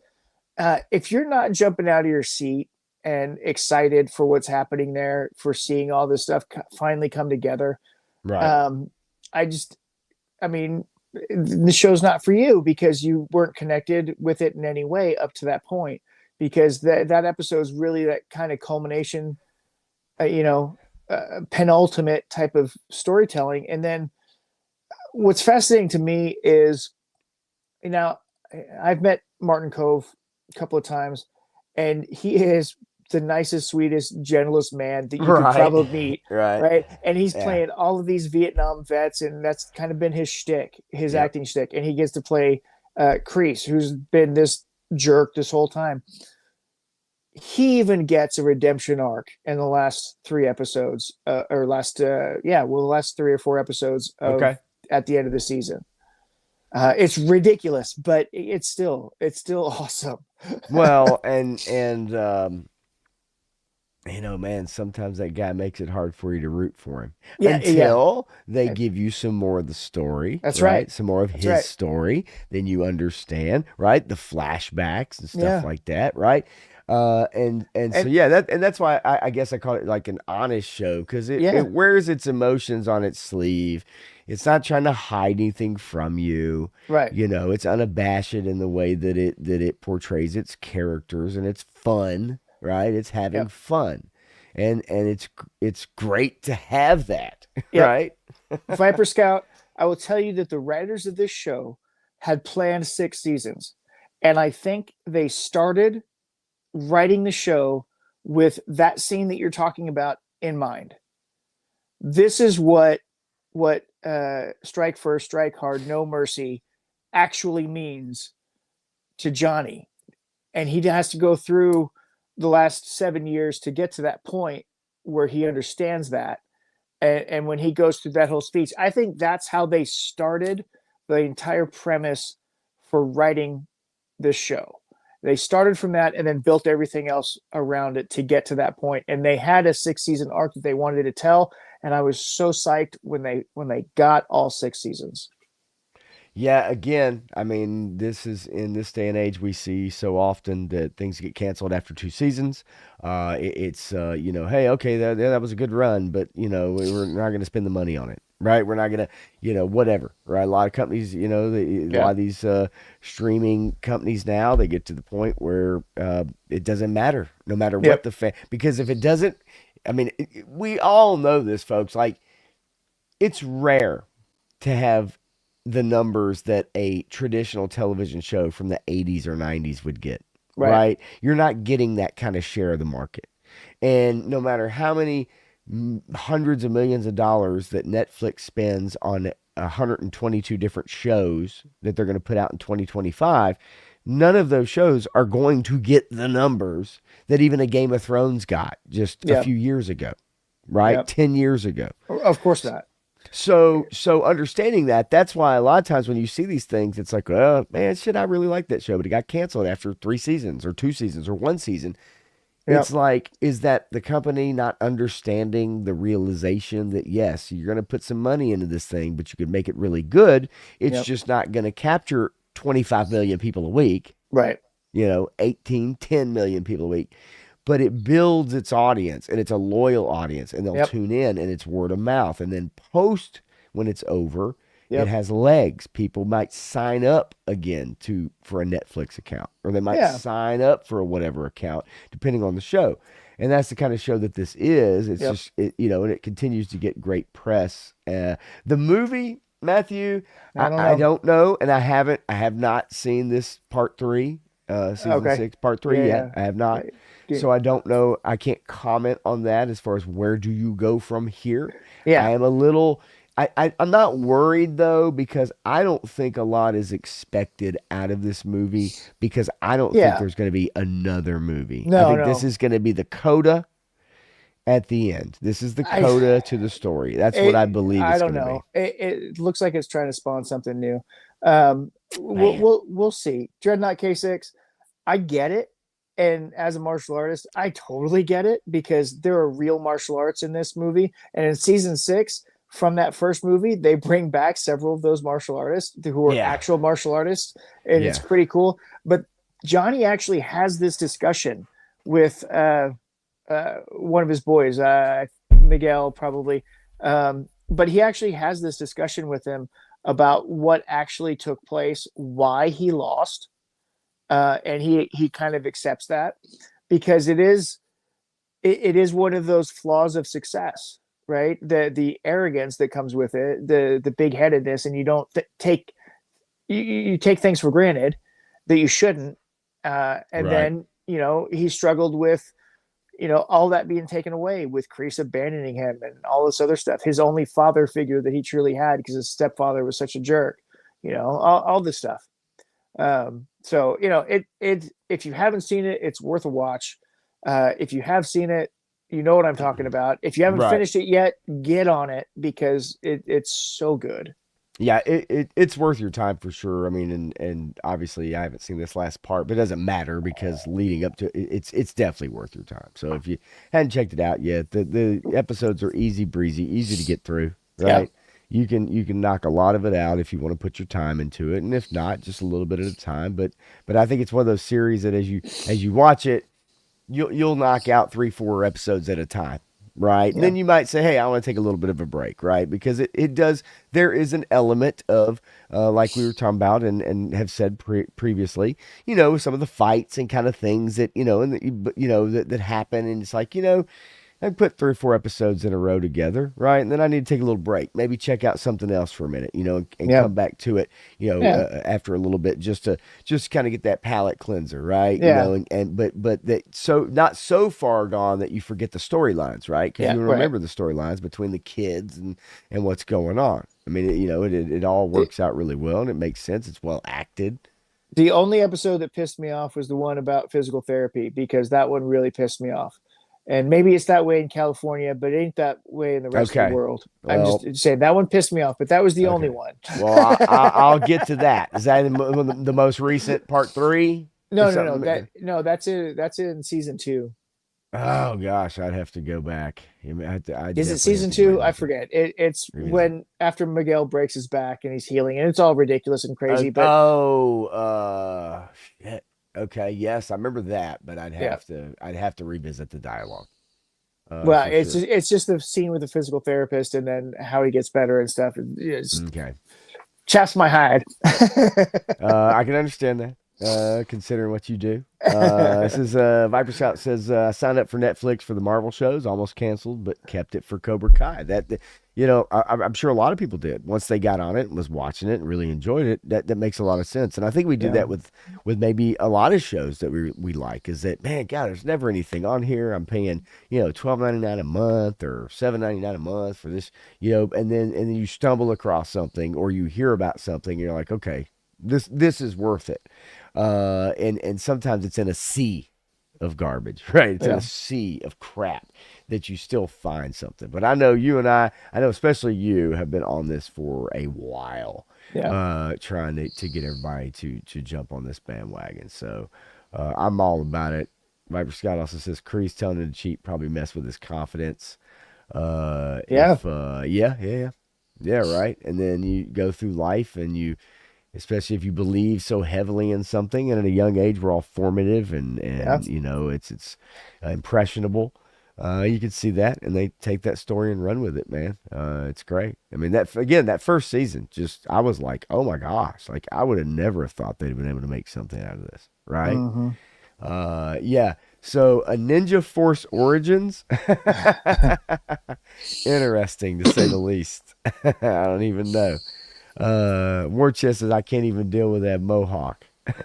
Oh, Hawk is amazing, dude.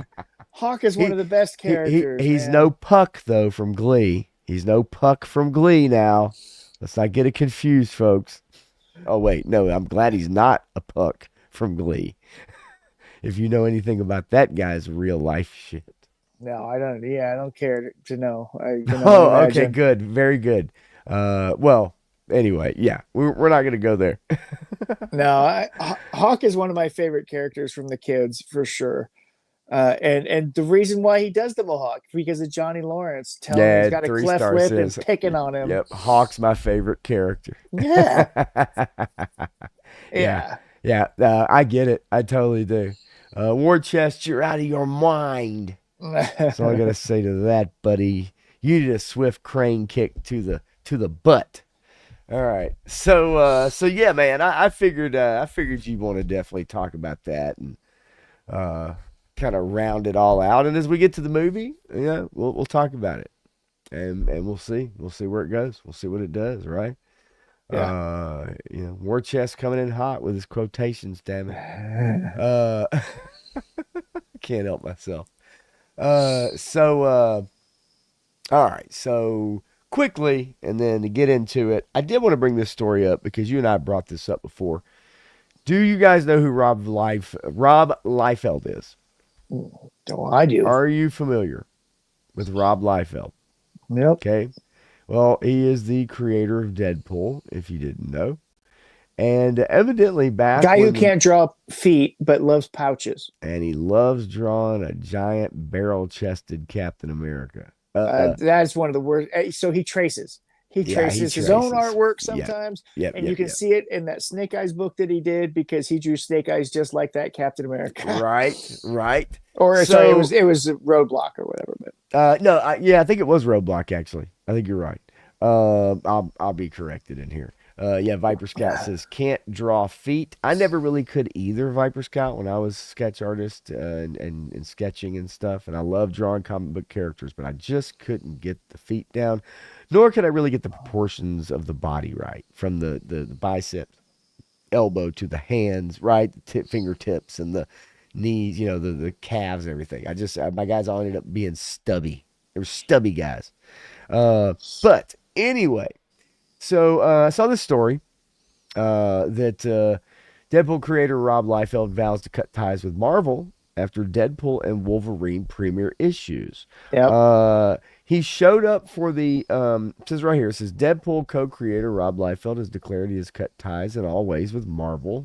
Whatever that means. I don't know what that means exactly.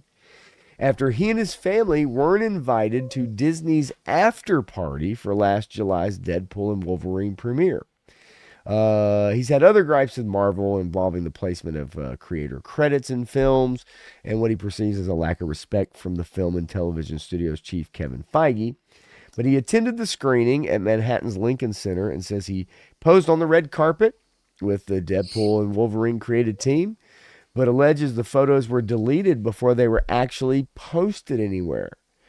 And then and he went on, he has a Robservations podcast, which is really kind of funny, isn't it, Matthew? Because we know of a guy that has a Robservations podcast. Yeah, Robert Meyer Burnett. That's right. And isn't this interesting, though? Now, I will tell you, Robert Meyer Burnett confirmed that Rob Liefeld started his Robservations podcast before. Okay. But he says it was meant to embarrass, diminish, and defeat me. His experience in New York City at the premiere. He said he added that his reps tried to get the Liefeld family into the party, but they were ultimately turned away by the studio's publicity team. Disney is the deciding factor here to have them say you and your family are not welcome. We tolerated you for the screening. At that point, I knew in my heart I couldn't go forward. Now, this does speak to a greater problem that you and I have talked about. In particular, I know that you've been passionate about, is the creators of characters, comic creators, getting proper credit, getting, look, would it have killed Disney to let this guy's family into the after party? Like, it seems really petty, or maybe he wasn't on the list and there's a guy working the door and he just says, hey, sorry, but what would it have taken for Ryan Reynolds or the director to walk up and go, hey, this guy's the guy that created this fucking character, right? We wouldn't what are you be talking here if it about weren't for him. Yeah, you know no what I mean? Kidding. No kidding. I mean, the disrespect these corporations have for all of the creators. I mean, I go back to, the first one that I was ever really made aware of was Len Wein, and how he created so many iconic characters, from Wolverine to Swamp Thing. I mean, he had so many great characters on Marvel and DC side, and when he was struggling, dying, nobody would come to help him except for Hugh Jackman. Hugh Jackman came to help him out, but the Warner Brothers, Disney, Marvel, DC Comics didn't give a shit about him. So these people are known for throwing away creators. Disney is notorious for it. They destroy their animators, they use and abuse them, and throw them away. They've done that with every single creative person that they've ever utilized. They've squeezed everything out of them and then tossed them away like they were garbage. They don't pay royalties out to people who they deserve, who they contractually are obligated to pay royalties out to when they use their stuff. So it's not a surprise that they would do this to him. And it's sad that he had to, go through all that to find this out, that corporations suck. I mean, I'm not saying that he maybe didn't know that. I will say this, though. Let's not kid ourselves. That movie made a lot of money. Yep. And it at least somewhat probably saved the summer, so to speak. And especially for Disney, Marvel. Look, say what you want about the guy's drawings. I get it. Right, I banged on it. I remember when I saw the barrel chested cap, and I've seen the feet, and I've seen other stuff, with him. But bottom line is, the guy created this character. You've been riding this character's coattails, right? Fox did it, and then Disney did it, and they rode his coattails to an extremely successful movie. I think it's a little weird that you just would decide to have the guy pose for pictures on the red carpet and all that.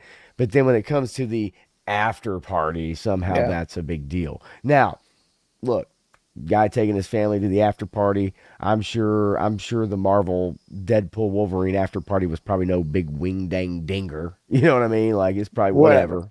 Yeah. But again, it does speak volumes to the fact that a lot of these people, they do get the shaft when it comes to this stuff. He does have something that came out on February 12th. It's the Deadpool team up. It's a comic book, and it's his final collaboration with Marvel.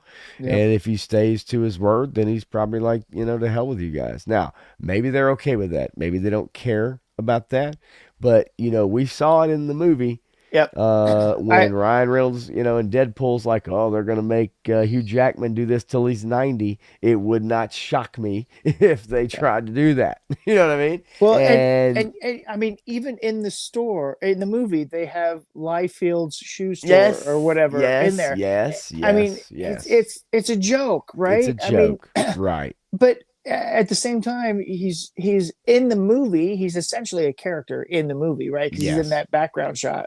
Cameo, whatever, without actually being in it. But it's disappointing. It's disrespectful. And it's the same old, same old. It is the same old, same old. Isn't it? And I'm with Disney corporate goons running everything. They only care about the young, fresh, new, hot thing. They don't care about the creators. They don't care about the people who got you there. They don't care about the foundation. They're always worried about the I next mean, new that's the thing. thing, like the foundation, man. Yep. It's so traditional. You see it in music, you see it in other art forms where people they always go back and they talk about why the reason I'm here. Yep. Right? The reason I'm here is because of this person. This person opened the door. This person did. You know what I mean? And again, this is just one piece of that puzzle, but we've seen it time and time and time and time again, Yep. especially with comic creators. And especially when guys, especially back in the day, that were working under a completely different system, Yep. right? And and have just been their families, right? You know, just and it been just absolutely just screwed out Yep. of everything. Um, so lastly, before we get to Captain America, and I'm just going to bring it up very quickly. Saturday Night Live. Did you guys watch the 50th anniversary by chance? Matthew, did you watch any of it at all? We Um, thought about it, forgot about it, and then okay. weren't disappointed that we forgot about it. Well, The 25th right. anniversary special was amazing, and go back and watch that one. That one was good. Well, this is interesting because I watched some of the skits and I definitely laughed at some of the skits, some of the Eddie Murphy stuff that was on there. The Scared Straight skit was really good. There was this one with Tracy Morgan and him that was very good. You know, Will Ferrell even in there, you know, playing Big Red, which is really funny. That's funny. But it says here that a lot of the legends skipped the 50th anniversary show. Dana Carvey, Yep. Bill Hader, and more. And I was quite interested to kind of find out why. It says that Carvey had a bad flu, couldn't participate. Mm. And then it says that Bill Hader. It says that let's see, Bill Hader didn't appear. Dan Aykroyd was not there as well. Yep. According to a It's rep, Hader interesting. was unavailable to make it due to a long-standing scheduling conflict. And I find it interesting that regardless of what movie you're filming or what thing you're doing, that you couldn't fly out, do a skit or something. That's interesting, but whatever. It says Aykroyd's decision about was due to prior commitments, which I don't know how many commitments Dan Aykroyd has at this time either. I But mean, you know, he's still whatever. he's still a paid ghost hunter, so he goes out and hunts That's ghosts, true. and he also runs the blues bar, House of Blues, right? So Yep. he's got to be Now, there. Now, I did So say that Lorraine Newman, Jane Curtin, Chevy Chase, Garrett Morris were for the original cast were in a pre-taped segment. okay, Chevy Uh, Chase was actually there. Was he actually there? no, Okay, pre-taped, I pre-taped sketchment. They pre-taped sketch that they did. He also I thought he really was canceled. I thought nobody wanted to be seen with Chevy well. Bill Chase. Murray, and I'm not gonna bring it up now, but Bill Murray and him got in a fight, and yeah, they did. They hated Chevy Chase back then. They Hmm. absolutely hated him. Well, they hated him since the last season of Community, and he's been kind of Yeah. persona non grata since a bunch of stuff came out about his behaviors. Yeah. You know, it's, I mean, you know, it says right here others missing were Colin Quinn, especially in Mhm. the old MTV days, Dennis Miller. Dennis Miller. They wouldn't have Yeah. Dennis Miller back for anything No. right now. No, They no, no, they no, no. hate Dennis No, Miller at this absolutely. point. I know that they were searching for Norm Macdonald, but he was unavailable. Chris Farley was also unavailable. They tried to find him. He could not make it for some reason. I've still got to find that story. Just a couple others. I'm terrible. I'm such a bad person. Terrible. Terrible. Clay Jorgensen in the house. Then I had to pick my family up from the airport. They were flying in from 30 degrees Nashville. Hey, hey, hey. Hey, at least Man, their airplane landed on its wheels, unlike the Canadian Delta flight holy that landed on shit. its I saved backside. that video. I didn't want to show it tonight. I was going to show it Friday night, but I was going to talk about that Ontario plane crash that ended up Oof. upside down. I had the video of the guy getting out of the plane. They're like, put your phone away. No phones, no phones. I'm like, no, bitch. We No. recording this shit. Yeah, They're no like, nope, shit. nope, nope. Sorry about your luck. But yeah, no, that was fascinating. We'll go over that Friday. I don't And the want to. crazy, insane commentary that's been going on about it too. Oh, So from the yes. unhinged Oh, out there, listen. the unhinged continue to become Not even make any more logical unhinged. sense whatsoever. No logical sense. I was talking about this earlier. I said, hey, listen, if you were doing your taxes, or let's say you had a financial advisor, and that person came to you and said, hey, listen, I got to tell you, man, I found $37,000 that just was misappropriated, or it was used by this guy that you invested it in, and somehow I found $37,000 of your money that just got absolutely just ridiculously put somewhere else, or it was used for something that you didn't intend that to be used, right? Now, I found this money for you. I want to give it back to you.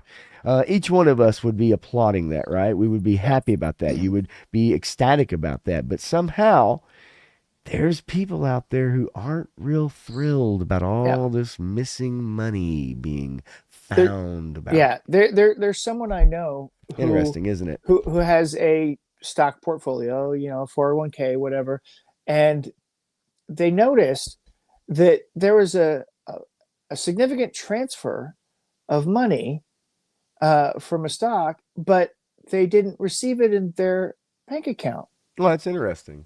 And so they're like trying to figure out what happened to it. And one of my other friends is like, she has it comes from a family of lawyers, police officers, and medical professionals. And she's like, here's what you do. You call them up there, and if you're not making any headway with the person you're on, you say, I'm just kind of concerned. I mean, this seems kind of fraudulent.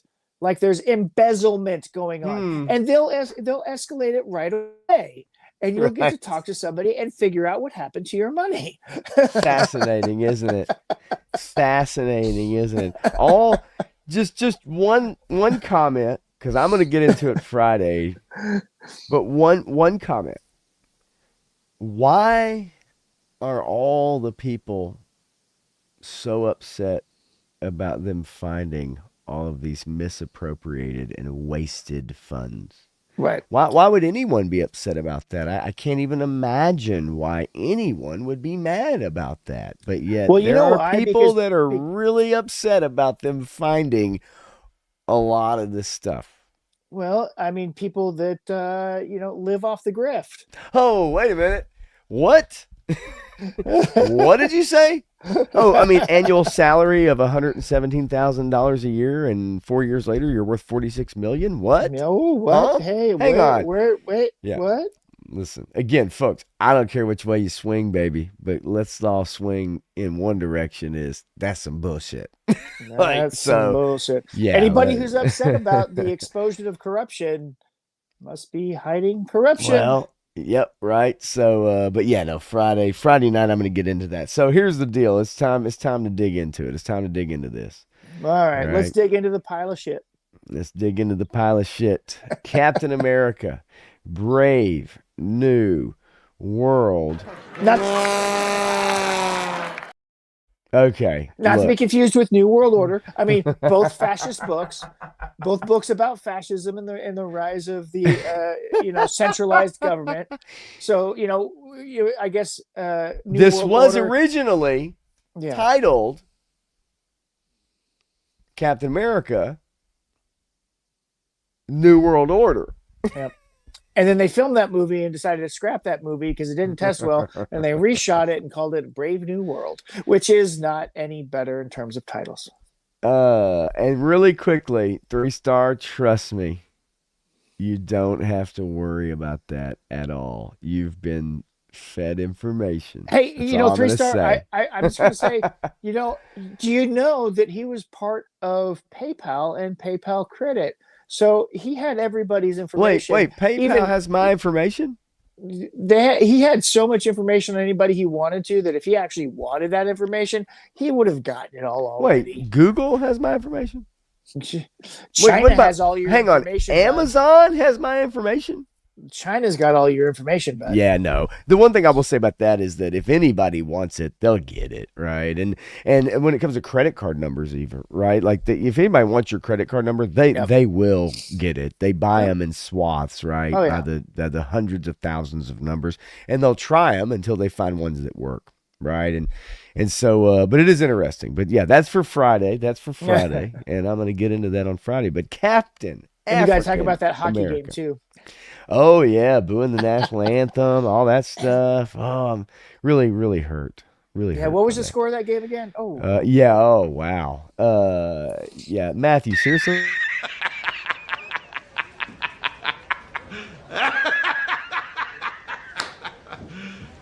You serious? You're an asshole. You're just an asshole. That's what. It's absolutely Disgusting. what it is.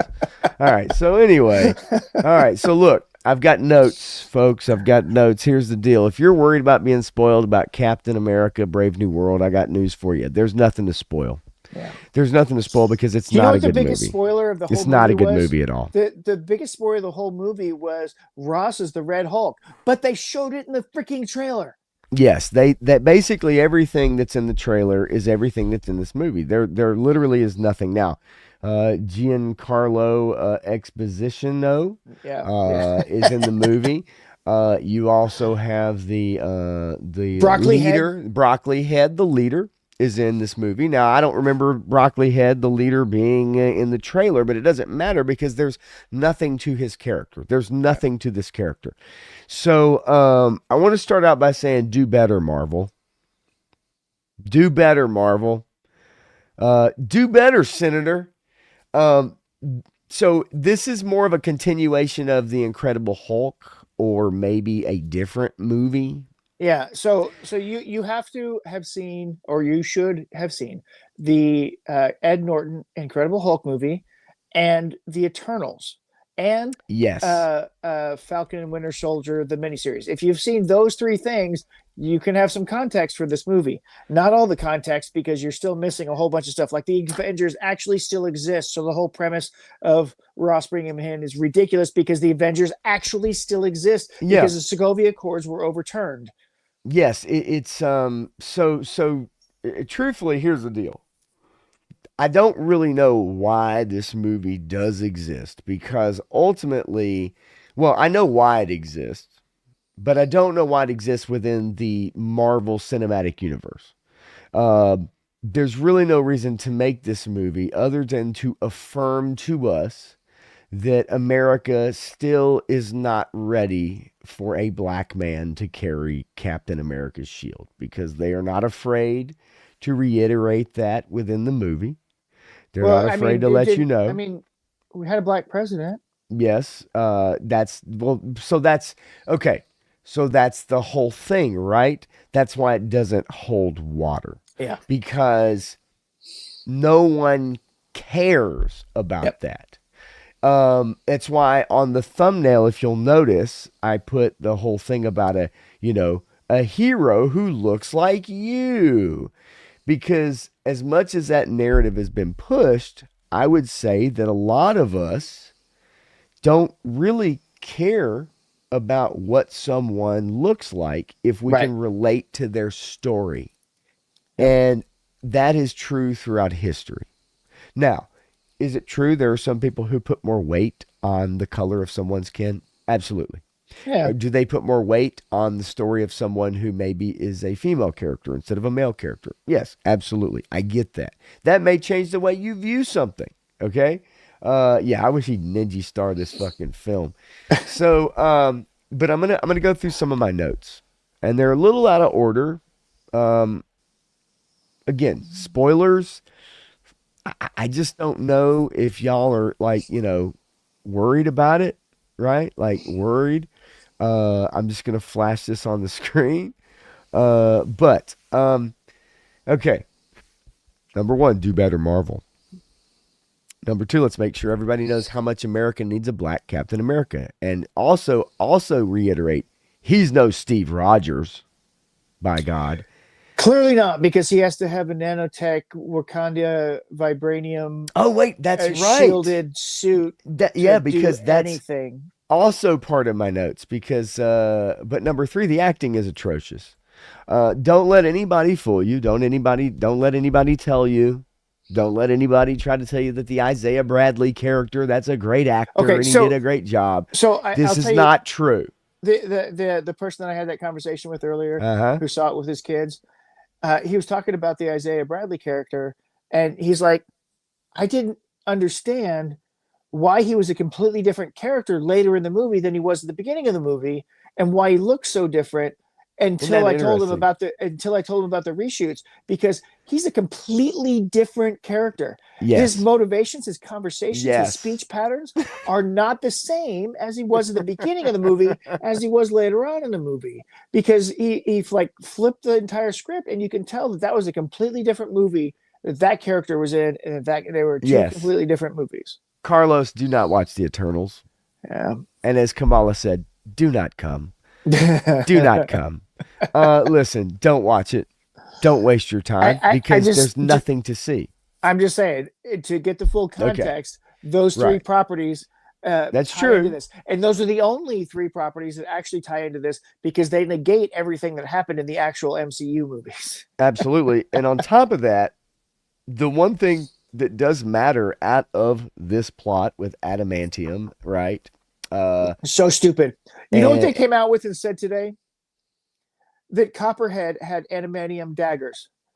Do you know who Copperhead is in the movie? They never said his name once. No, they didn't say his name. They didn't say his name, and he was in right at the beginning. And how the hell could he have refined, forged adamantium when they haven't even gotten it out yet? Yeah, because Japan and America. Okay, so here's the other thing, right?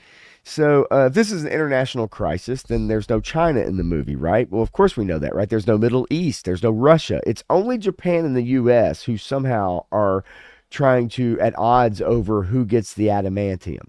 Now, supposedly there's a treaty, right? Or they've been working to pass something through. So, but also on top of that, where's Wakanda? Because doesn't that completely upset their power structure in the world now? Because the vibranium that they have is supposedly the strongest material, right? So if there's adamantium now, why aren't the Wakandans in this movie? Why are they not trying to maybe, I don't know, go covertly get the adamantium, right? Or maybe they show up, but they're not involved. So on top of that, what about the Lord and his people? Aren't they looking for it as well? There's so many people missing from this. I mean, they're underwater people. Why wouldn't they be there? It's a freaking island. I mean, come on. So Sam Wilson, Cap, his power levels are all over the place. He gets beat up by normal thugs, but then somehow is able to handle the Red Hulk. And stabbed. Remember, he was stabbed. Oh yeah, he was stabbed. And I'll get to another part of that too. But the fact is like, even with a vibranium suit, if he got hit by Red Hulk as a normal man, because remember, he doesn't have super soldier serum, his body would liquefy inside that vibranium suit. It would not. So if it was the Black Panther suit that had that shield technology in it, right, he could survive it because it would absorb that impact and reflect it back. But speaking of the suit, right? He has everybody's powers. Everyone's, yes. He has Ant-Man's. He's powers, Gaia, right? Yes, Gaia, right? He has a little bit of everything. He's got shockwaves, vibranium shield, flight suit, gadgets, Ant-Man tech. He has no identity of his own. Nope. He has everybody else's shit. He has no super soldier serum. He doesn't want to take it. Refuses but somehow in this movie he is practically invincible. Totally absolutely invincible. So your suspension of disbelief goes away because you can't. It's hard to throw that out the window because he's a regular normal dude. Yep. Right? And I'll bring that up as well here in a minute. So he couldn't get a loan in Falcon and Winter Soldier because he was a black guy, remember? But everybody's buying him a drink in a bar. That's how much easier it is. But everybody's buying him a drink in a bar. Also, he has a cap layer. He has a layer which has a symbol on the outside of it, so all the evil people know where he lives, where he spends his time. He has a bunch of expensive toys, and yet the government didn't pay for any of it. He couldn't get a loan. He couldn't get a loan for his sister's boat because he's a black guy, right? America's a terrible place to be. How does he have all those gadgets in the layer if he couldn't get a loan for his sister in the boat? And remember, Tony Stark didn't leave him any money, right? He didn't even leave the Avengers any money, right? In Falcon Winter Soldier series, Tony Stark didn't even leave a stipend. He didn't leave anything. These guys saved the world, right? They killed Thanos. They won the war. The world But he knows who they are. He could couldn't start get a GoFundMe. loan from a bank because he's a black man I mean, who come wants on, to man. repair a boat. All he had to do was start a GoFundMe, and it would have skyrocketed to the 100%. roof. So I we mean, know nothing he's one of about. the most well-known faces on the planet. We don't know anything about Sam. We don't learn in this movie what his values are. Now you may be tricked by this. Sam right? is an NPC. He's an NPC. The only thing you learn in this movie is that he's Cap now, and it must be reiterated many times. Everyone has to tell you. Many times. There's no character growth at all in this movie. He has a friend though. He has a new Falcon. He has a new Falcone, or no, I'd say how could I say this? So why does he look like It's a valid Vulture? character from the comics, though. He has a new Falcon. Okay, so that's okay, fine. okay. He's the best character in the movie. Okay, no, I'm going to call you out on this. Well, okay. A character from the comic books. No, he was a character written to be in a comic book to be put in the movie, they could say they had the character from the comic books. You are correct. Because nobody read those books. Nobody gave a shit about those books. Sam Wilson Captain America books were not. They did not sell well because it wasn't a great storyline. After Bucky turned over the mantle, it was no longer a popular thing. And even through the end of Bucky's run, it wasn't that great. But the story of Bucky getting the shield was good. And then it kind of faded after that because Ed Brubaker stopped writing it. And Ed Brubaker's a great writer, or was. I don't know if he still is, but yes, no, that I don't know, and I can't speak to that. Atlantis. Look, there's so many other powers in this movie that would be in play, but no one's in play except for Japan and America. And of course, Disney's too scared to make China an enemy because they would veto this movie and it wouldn't have gotten made if they were part of the enemy factions. Mendoza, yes. Yeah, his suit is completely compiled together from Black Panthers, from Ant-Man's. It's got some Stark tech in there, but it's got the vibranium and then the shield repulsor effect from the Panther suit, the nanotech from Ant-Man's, and I'm sure a couple of other heroes because he's just an amalgamation. He's not even he's not his own man anymore. It is correct. Now, I do want to get into a couple other things here as well. Okay, so again, we talked about Sam and his values, his character growth, right? What are his values? We don't know his values. You don't know, and you don't find out truly. Now, the only thing he seems to really care about are the new Falcon, and Isaiah Bradley. Okay, those are the only two things he really, truly, actually cares about. Okay, I mean, in all honesty, that's at least I think that's maybe what you learned from the movie, right? This could have been a spy thriller like The Manchurian Candidate. Instead, it's a disjointed movie that has so they already multiple fight scenes. It's called The Winter Soldier. I agree with you. So, and I was going to get to that.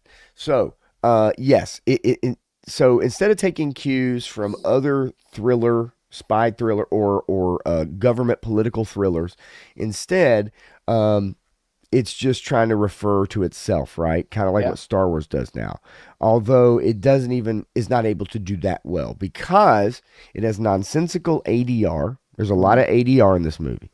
There's a lot of expositional diarrhea, such as when someone yells out, "They're shooting missiles at that plane," when you watch the missiles being shot at a plane.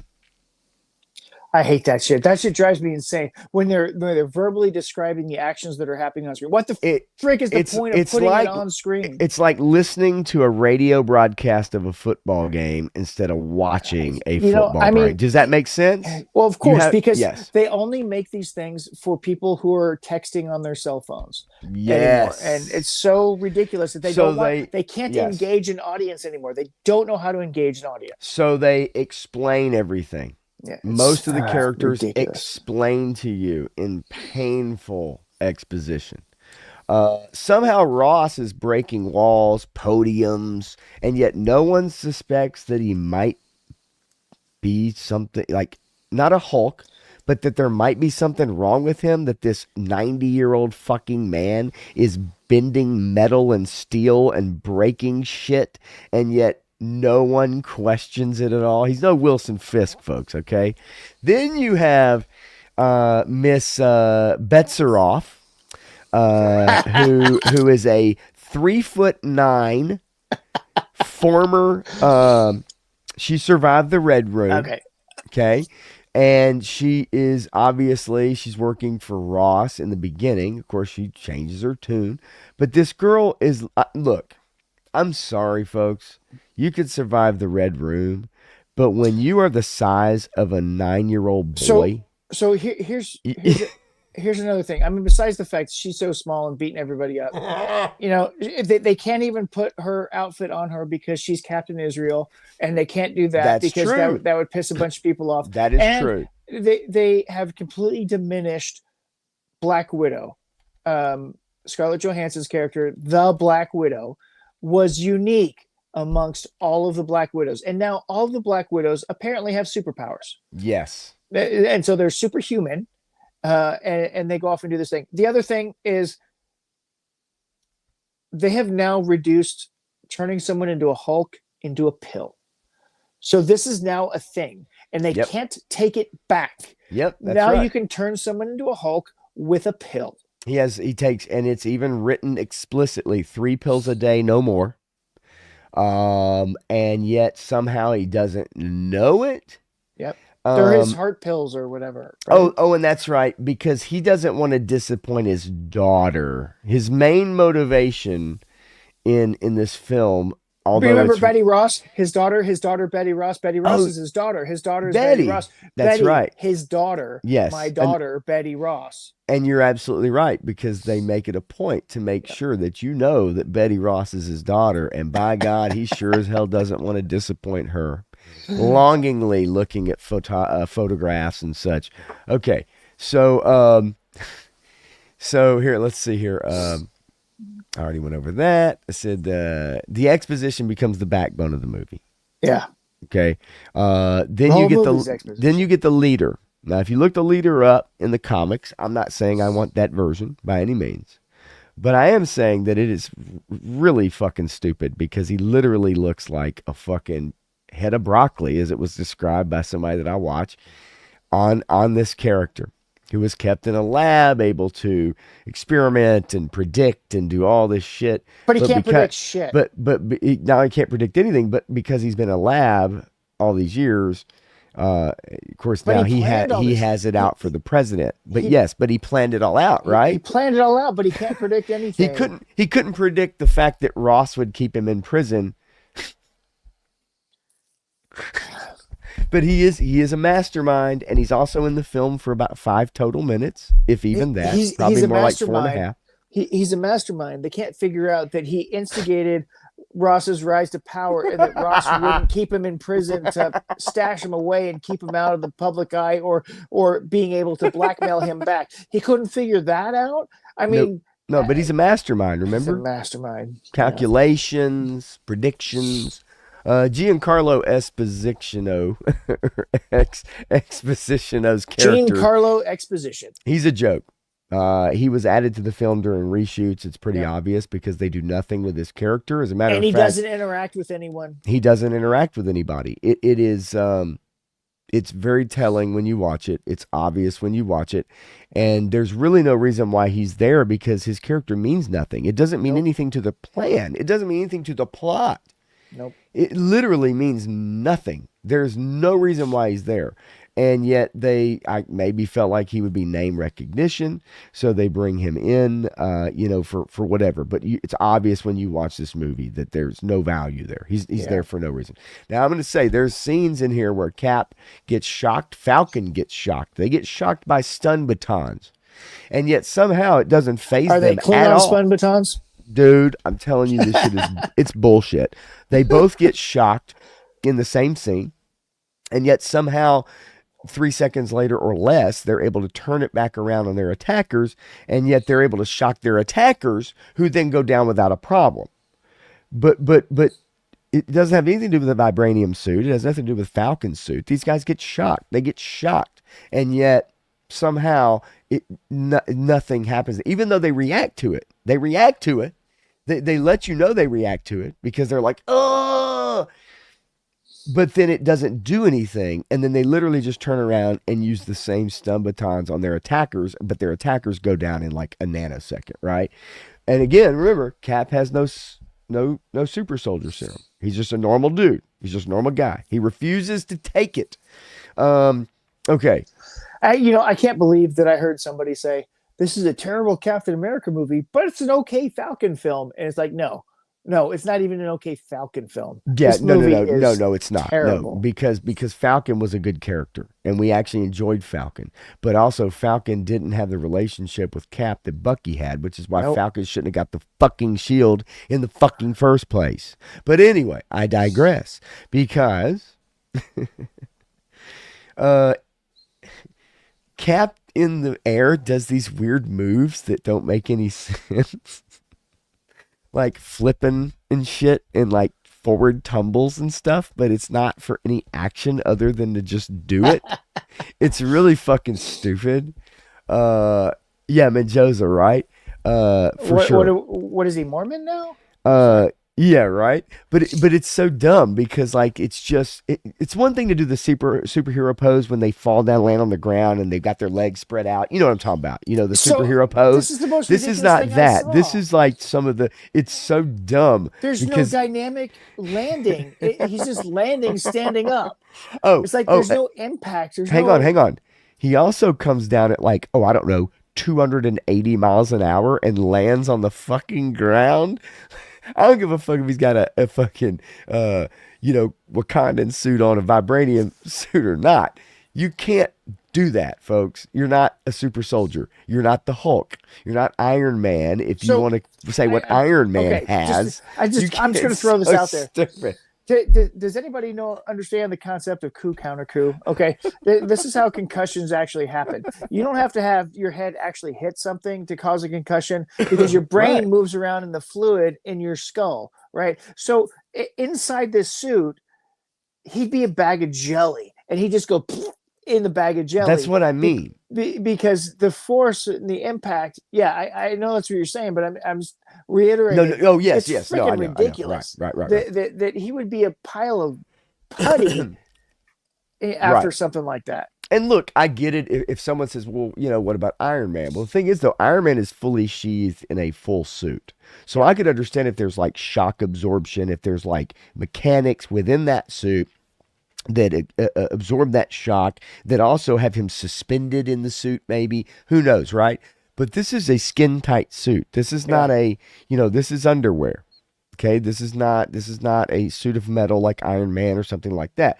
So when you believe it about Iron Man, it makes it really difficult to believe it about Falcon. So this just tells me that he does have nanotech under armor.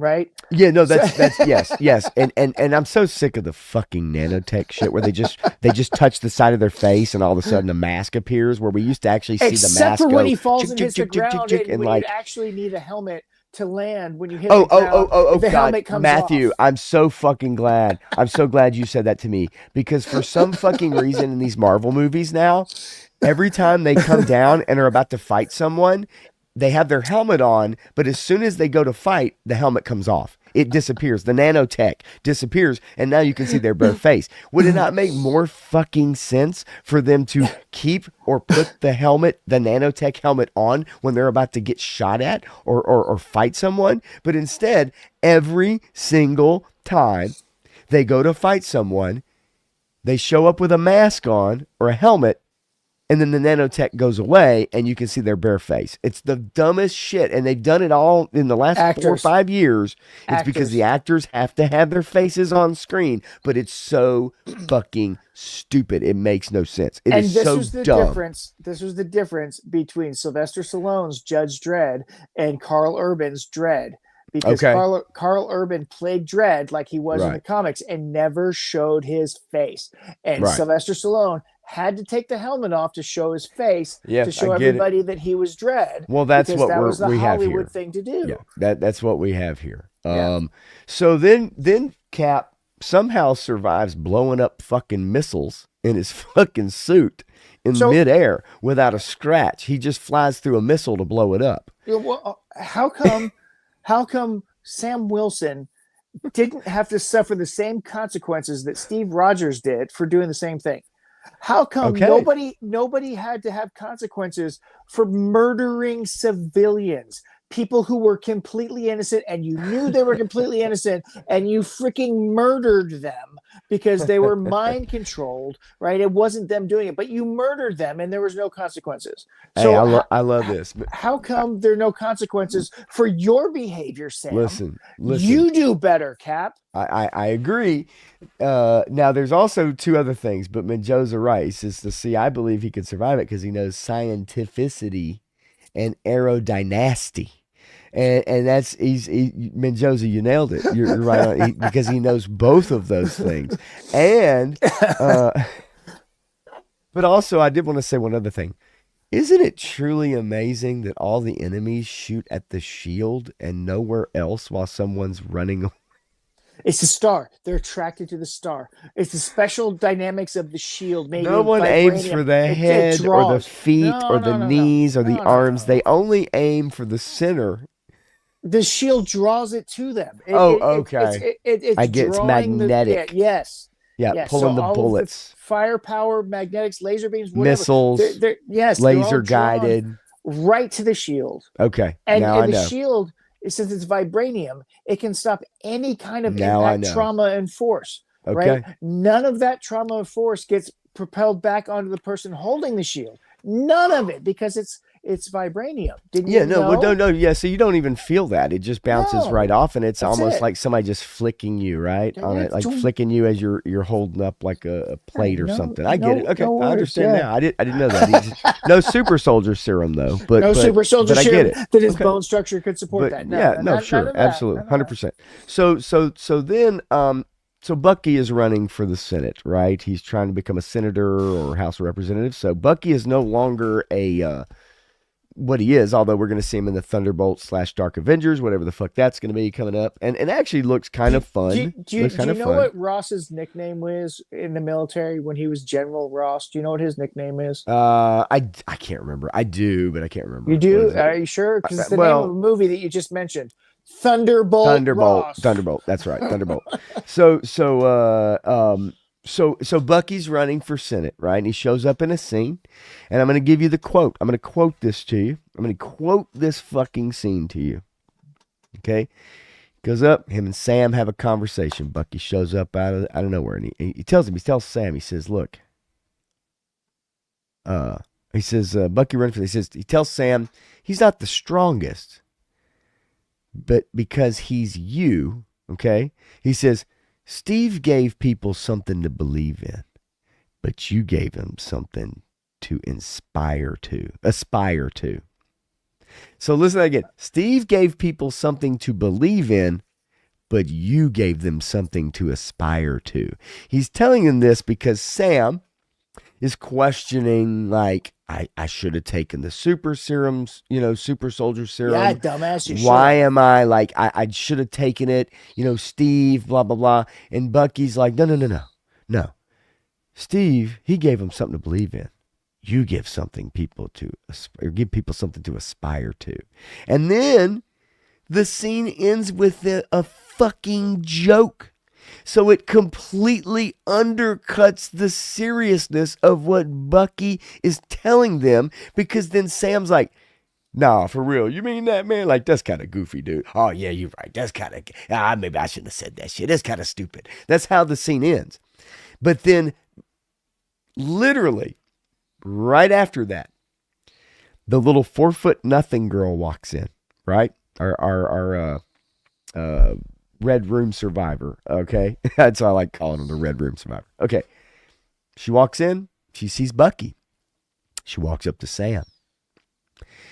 And the scene truly ends when she makes a sex joke about having sex with Bucky, because she could handle all that. So this serious scene where Sam is talking to Bucky, and Bucky is trying to tell him, nah, man, like, you're good enough. You don't need the serum. Cap was Cap, Steve was Steve. This is you. You're different, right? So you have the serious scene completely fucking gets undercut by two completely different jokes. One by Sam and Bucky with each other after he just tells him this. And then the little 4-foot chick coming in talking about how she wants to ride Bucky. Okay. It's fucking ridiculous. So it takes the only real serious, meaningful scene of the movie and turns it into a fucking joke. Yeah. Well, that's all Marvel knows how to do, is turn everything into jokes, because they learn the wrong lessons from James Gunn's success of his movies. And they put this garbage in here, and it's nonsensical. It's freaking ridiculous. I mean, this whole thing is... It's so somehow Ross gets apprehended at the podium because the leader, when the leader gets apprehended, somehow magically a audio recording gets played of the leader saying, "Ross, you kept me in a prison." Now this is the president, mind you. And it's like, "Ross, you kept me in a prison for years." And then you hear over like the newscast, it's like, "The leader is captured and he's making accusations about the president." And they just go and try to cuff the fucking president based off an audio recording that's playing over the loudspeakers while he's giving a speech about the treaty that's been signed between Japan and the United States for the adamantium. So they're like, "Oh, well, fuck, the president's obviously guilty." So they like go after him. So of course, what happens? He turns into the Red Hulk. Now, Cap's able to beat Red Hulk with his bare fucking hands. No, not with his bare hands. No, I know. I'm about With to say his it. words. I'm about to say it. Because you remember, Sam is a counselor, ladies and gentlemen. So after the Red Hulk is in the movie for about 5 minutes total, right? He and Cap have it out. Battle it out. Red Hulk rips one of his wings off. But, of course, it's not real wings. They're mechanical wings. It's like, "Oh, shit, that shit hurt." No, not really, bitch, because it's fucking mechanical. This shit ain't attached to me. So he beats him. He's able to get in blows with his bare hands, although he gets literally smacked around like a fucking rag doll. And then when Red Hulk is about to basically finish the deal, Sam's able to talk him down, and he's able to say, "Remember your daughter. You love your daughter." And the CGI looks like shit, by the way. I've heard other people say this, and I'm going to agree with it. It makes the Scarlett Johansson, Mark Ruffalo scene Shakespeare. Oh, yes. No, it's so fucking stupid. It's so bad. So that's how he's able, all of a sudden, Red Hulk, he powers down and turns back into Harrison Ford, who somehow still has pants that fit him. I've never figured that out about the Hulk in the first place. But anyway, that's for another story. Interdimensional stretchy pants, man. Come on. But also, at the very end, as he talks him down, Sam says one thing that I had to write down. He says, quote, unquote, "Ross, we both know you can take me out with one punch." Well, then why in the fuck did that shit not happen for the last 5 minutes of that fucking fight then? Because it makes no sense. But he literally says, "You know, you could take me out with one punch." Then talks him down. And then says, "Yeah, prove it to Betty." It says, oh yeah, that's pretty good. I said, "The Red Hulk deflates like my penis after 2 minutes on prom night." But my point being is that overall the plot was a mess. The leader wanted to make Ross's life miserable because he gave him a lab and let him do whatever he wanted to while in the lab. Betty shows up at the end for no reason. Isaiah gets to go to a basketball game. Falcon is a burned, beaten, and badly used character. And Falcon's probably the best character in the movie, to be honest with you. And I'm not talking about Sam. I'm talking about the new Falcon. But it's the thing is like, they talk about the Avengers still being real. But the reality is, at this point, nobody wants the Avengers because they don't even know who the fuck that is anymore. Right? Well, Fans don't want the Avengers. So, they don't even know who the Avengers are. Ross's whole premise for bringing in Sam was to create the To Avengers. start the Avengers again. But the Avengers already still exist. They still exist. There's still a compound. They were still training. They were still doing stuff as the Avengers, looking for the next crew to come in and help them out. But they already had the new Avengers at the end of Endgame. And the Sokovia Accords were repealed. So they already had this going on. Did they forget? Did that happen? Just like they forgot that a freaking celestial popped out of the ocean 5 freaking years ago. Yeah, and 5 years ago. You're just now dealing with this? And also the scale of it was a lot smaller than I remember it being in the Marvels. Like somehow the scale got smaller than it was. I don't know. It's kind of weird. Maybe that's just a, whatever. Yep. But look, folks, listen. If I spoiled anything in this movie, you know what I spoiled? I spoiled you from having to go spend your fucking money on this garbage ass piece of shit. I'm not kidding. Don't do it. And I know I'm hard on stuff. I know Matthew's hard on stuff, like some stuff, and a lot of the Marvel stuff coming out. And there's stuff that maybe is worth your time. But I'm telling you, there's a reason this movie got dumped in March. There's a reason it had $180 million worth of reshoots. There's a reason why this plot is all over the fucking place, because it's not a good film. I can tell you that Marvel insiders had no faith in this movie. And as Sam Wilson said himself, the actor, Anthony Mackie, came out and said, this is the best we could do. And it may have been. That's a shame. This is the best they could do, the best that they could put together, because it's garbage. Yeah, no. And some people will say it's mediocre. It's okay. It's not the worst. It's not the worst Marvel movie. I mean, I'm not going to say that it's the worst, but it's not a good film. It's disjointed. You can tell it's disjointed. You can tell it had rewrites. It has a bunch of shit that don't make any sense. It has a bunch of power levels that don't make sense. And at the end of the day, the direction, when you hearken back to like Civil War, or you go back to some of those films that, made sense because the directors and the people writing those films knew what they were doing. This is another case of people who are writing stuff that don't know the source material, or they didn't even watch the fucking prior movies. No, they haven't even seen Endgame. Your job should be to take a weekend and go back and watch like 10 fucking movies and then pull from that. And it's obvious they didn't even do that, because obviously these new writers and new directors that they're hiring think they know better, that they're going to do a better job than the Russo brothers, right? Or they're going to do a better job than anybody that directed Civil War or Captain America First Avenger or Thor or anything, whatever. Take your fucking pick. These people act like they know better, and they don't need to watch that stuff. They don't need to reference it. Do better, Marvel. Do better. And that's why I say, do better, Marvel, because this shit ain't going to get it, and it's obvious by the numbers that it's not getting it.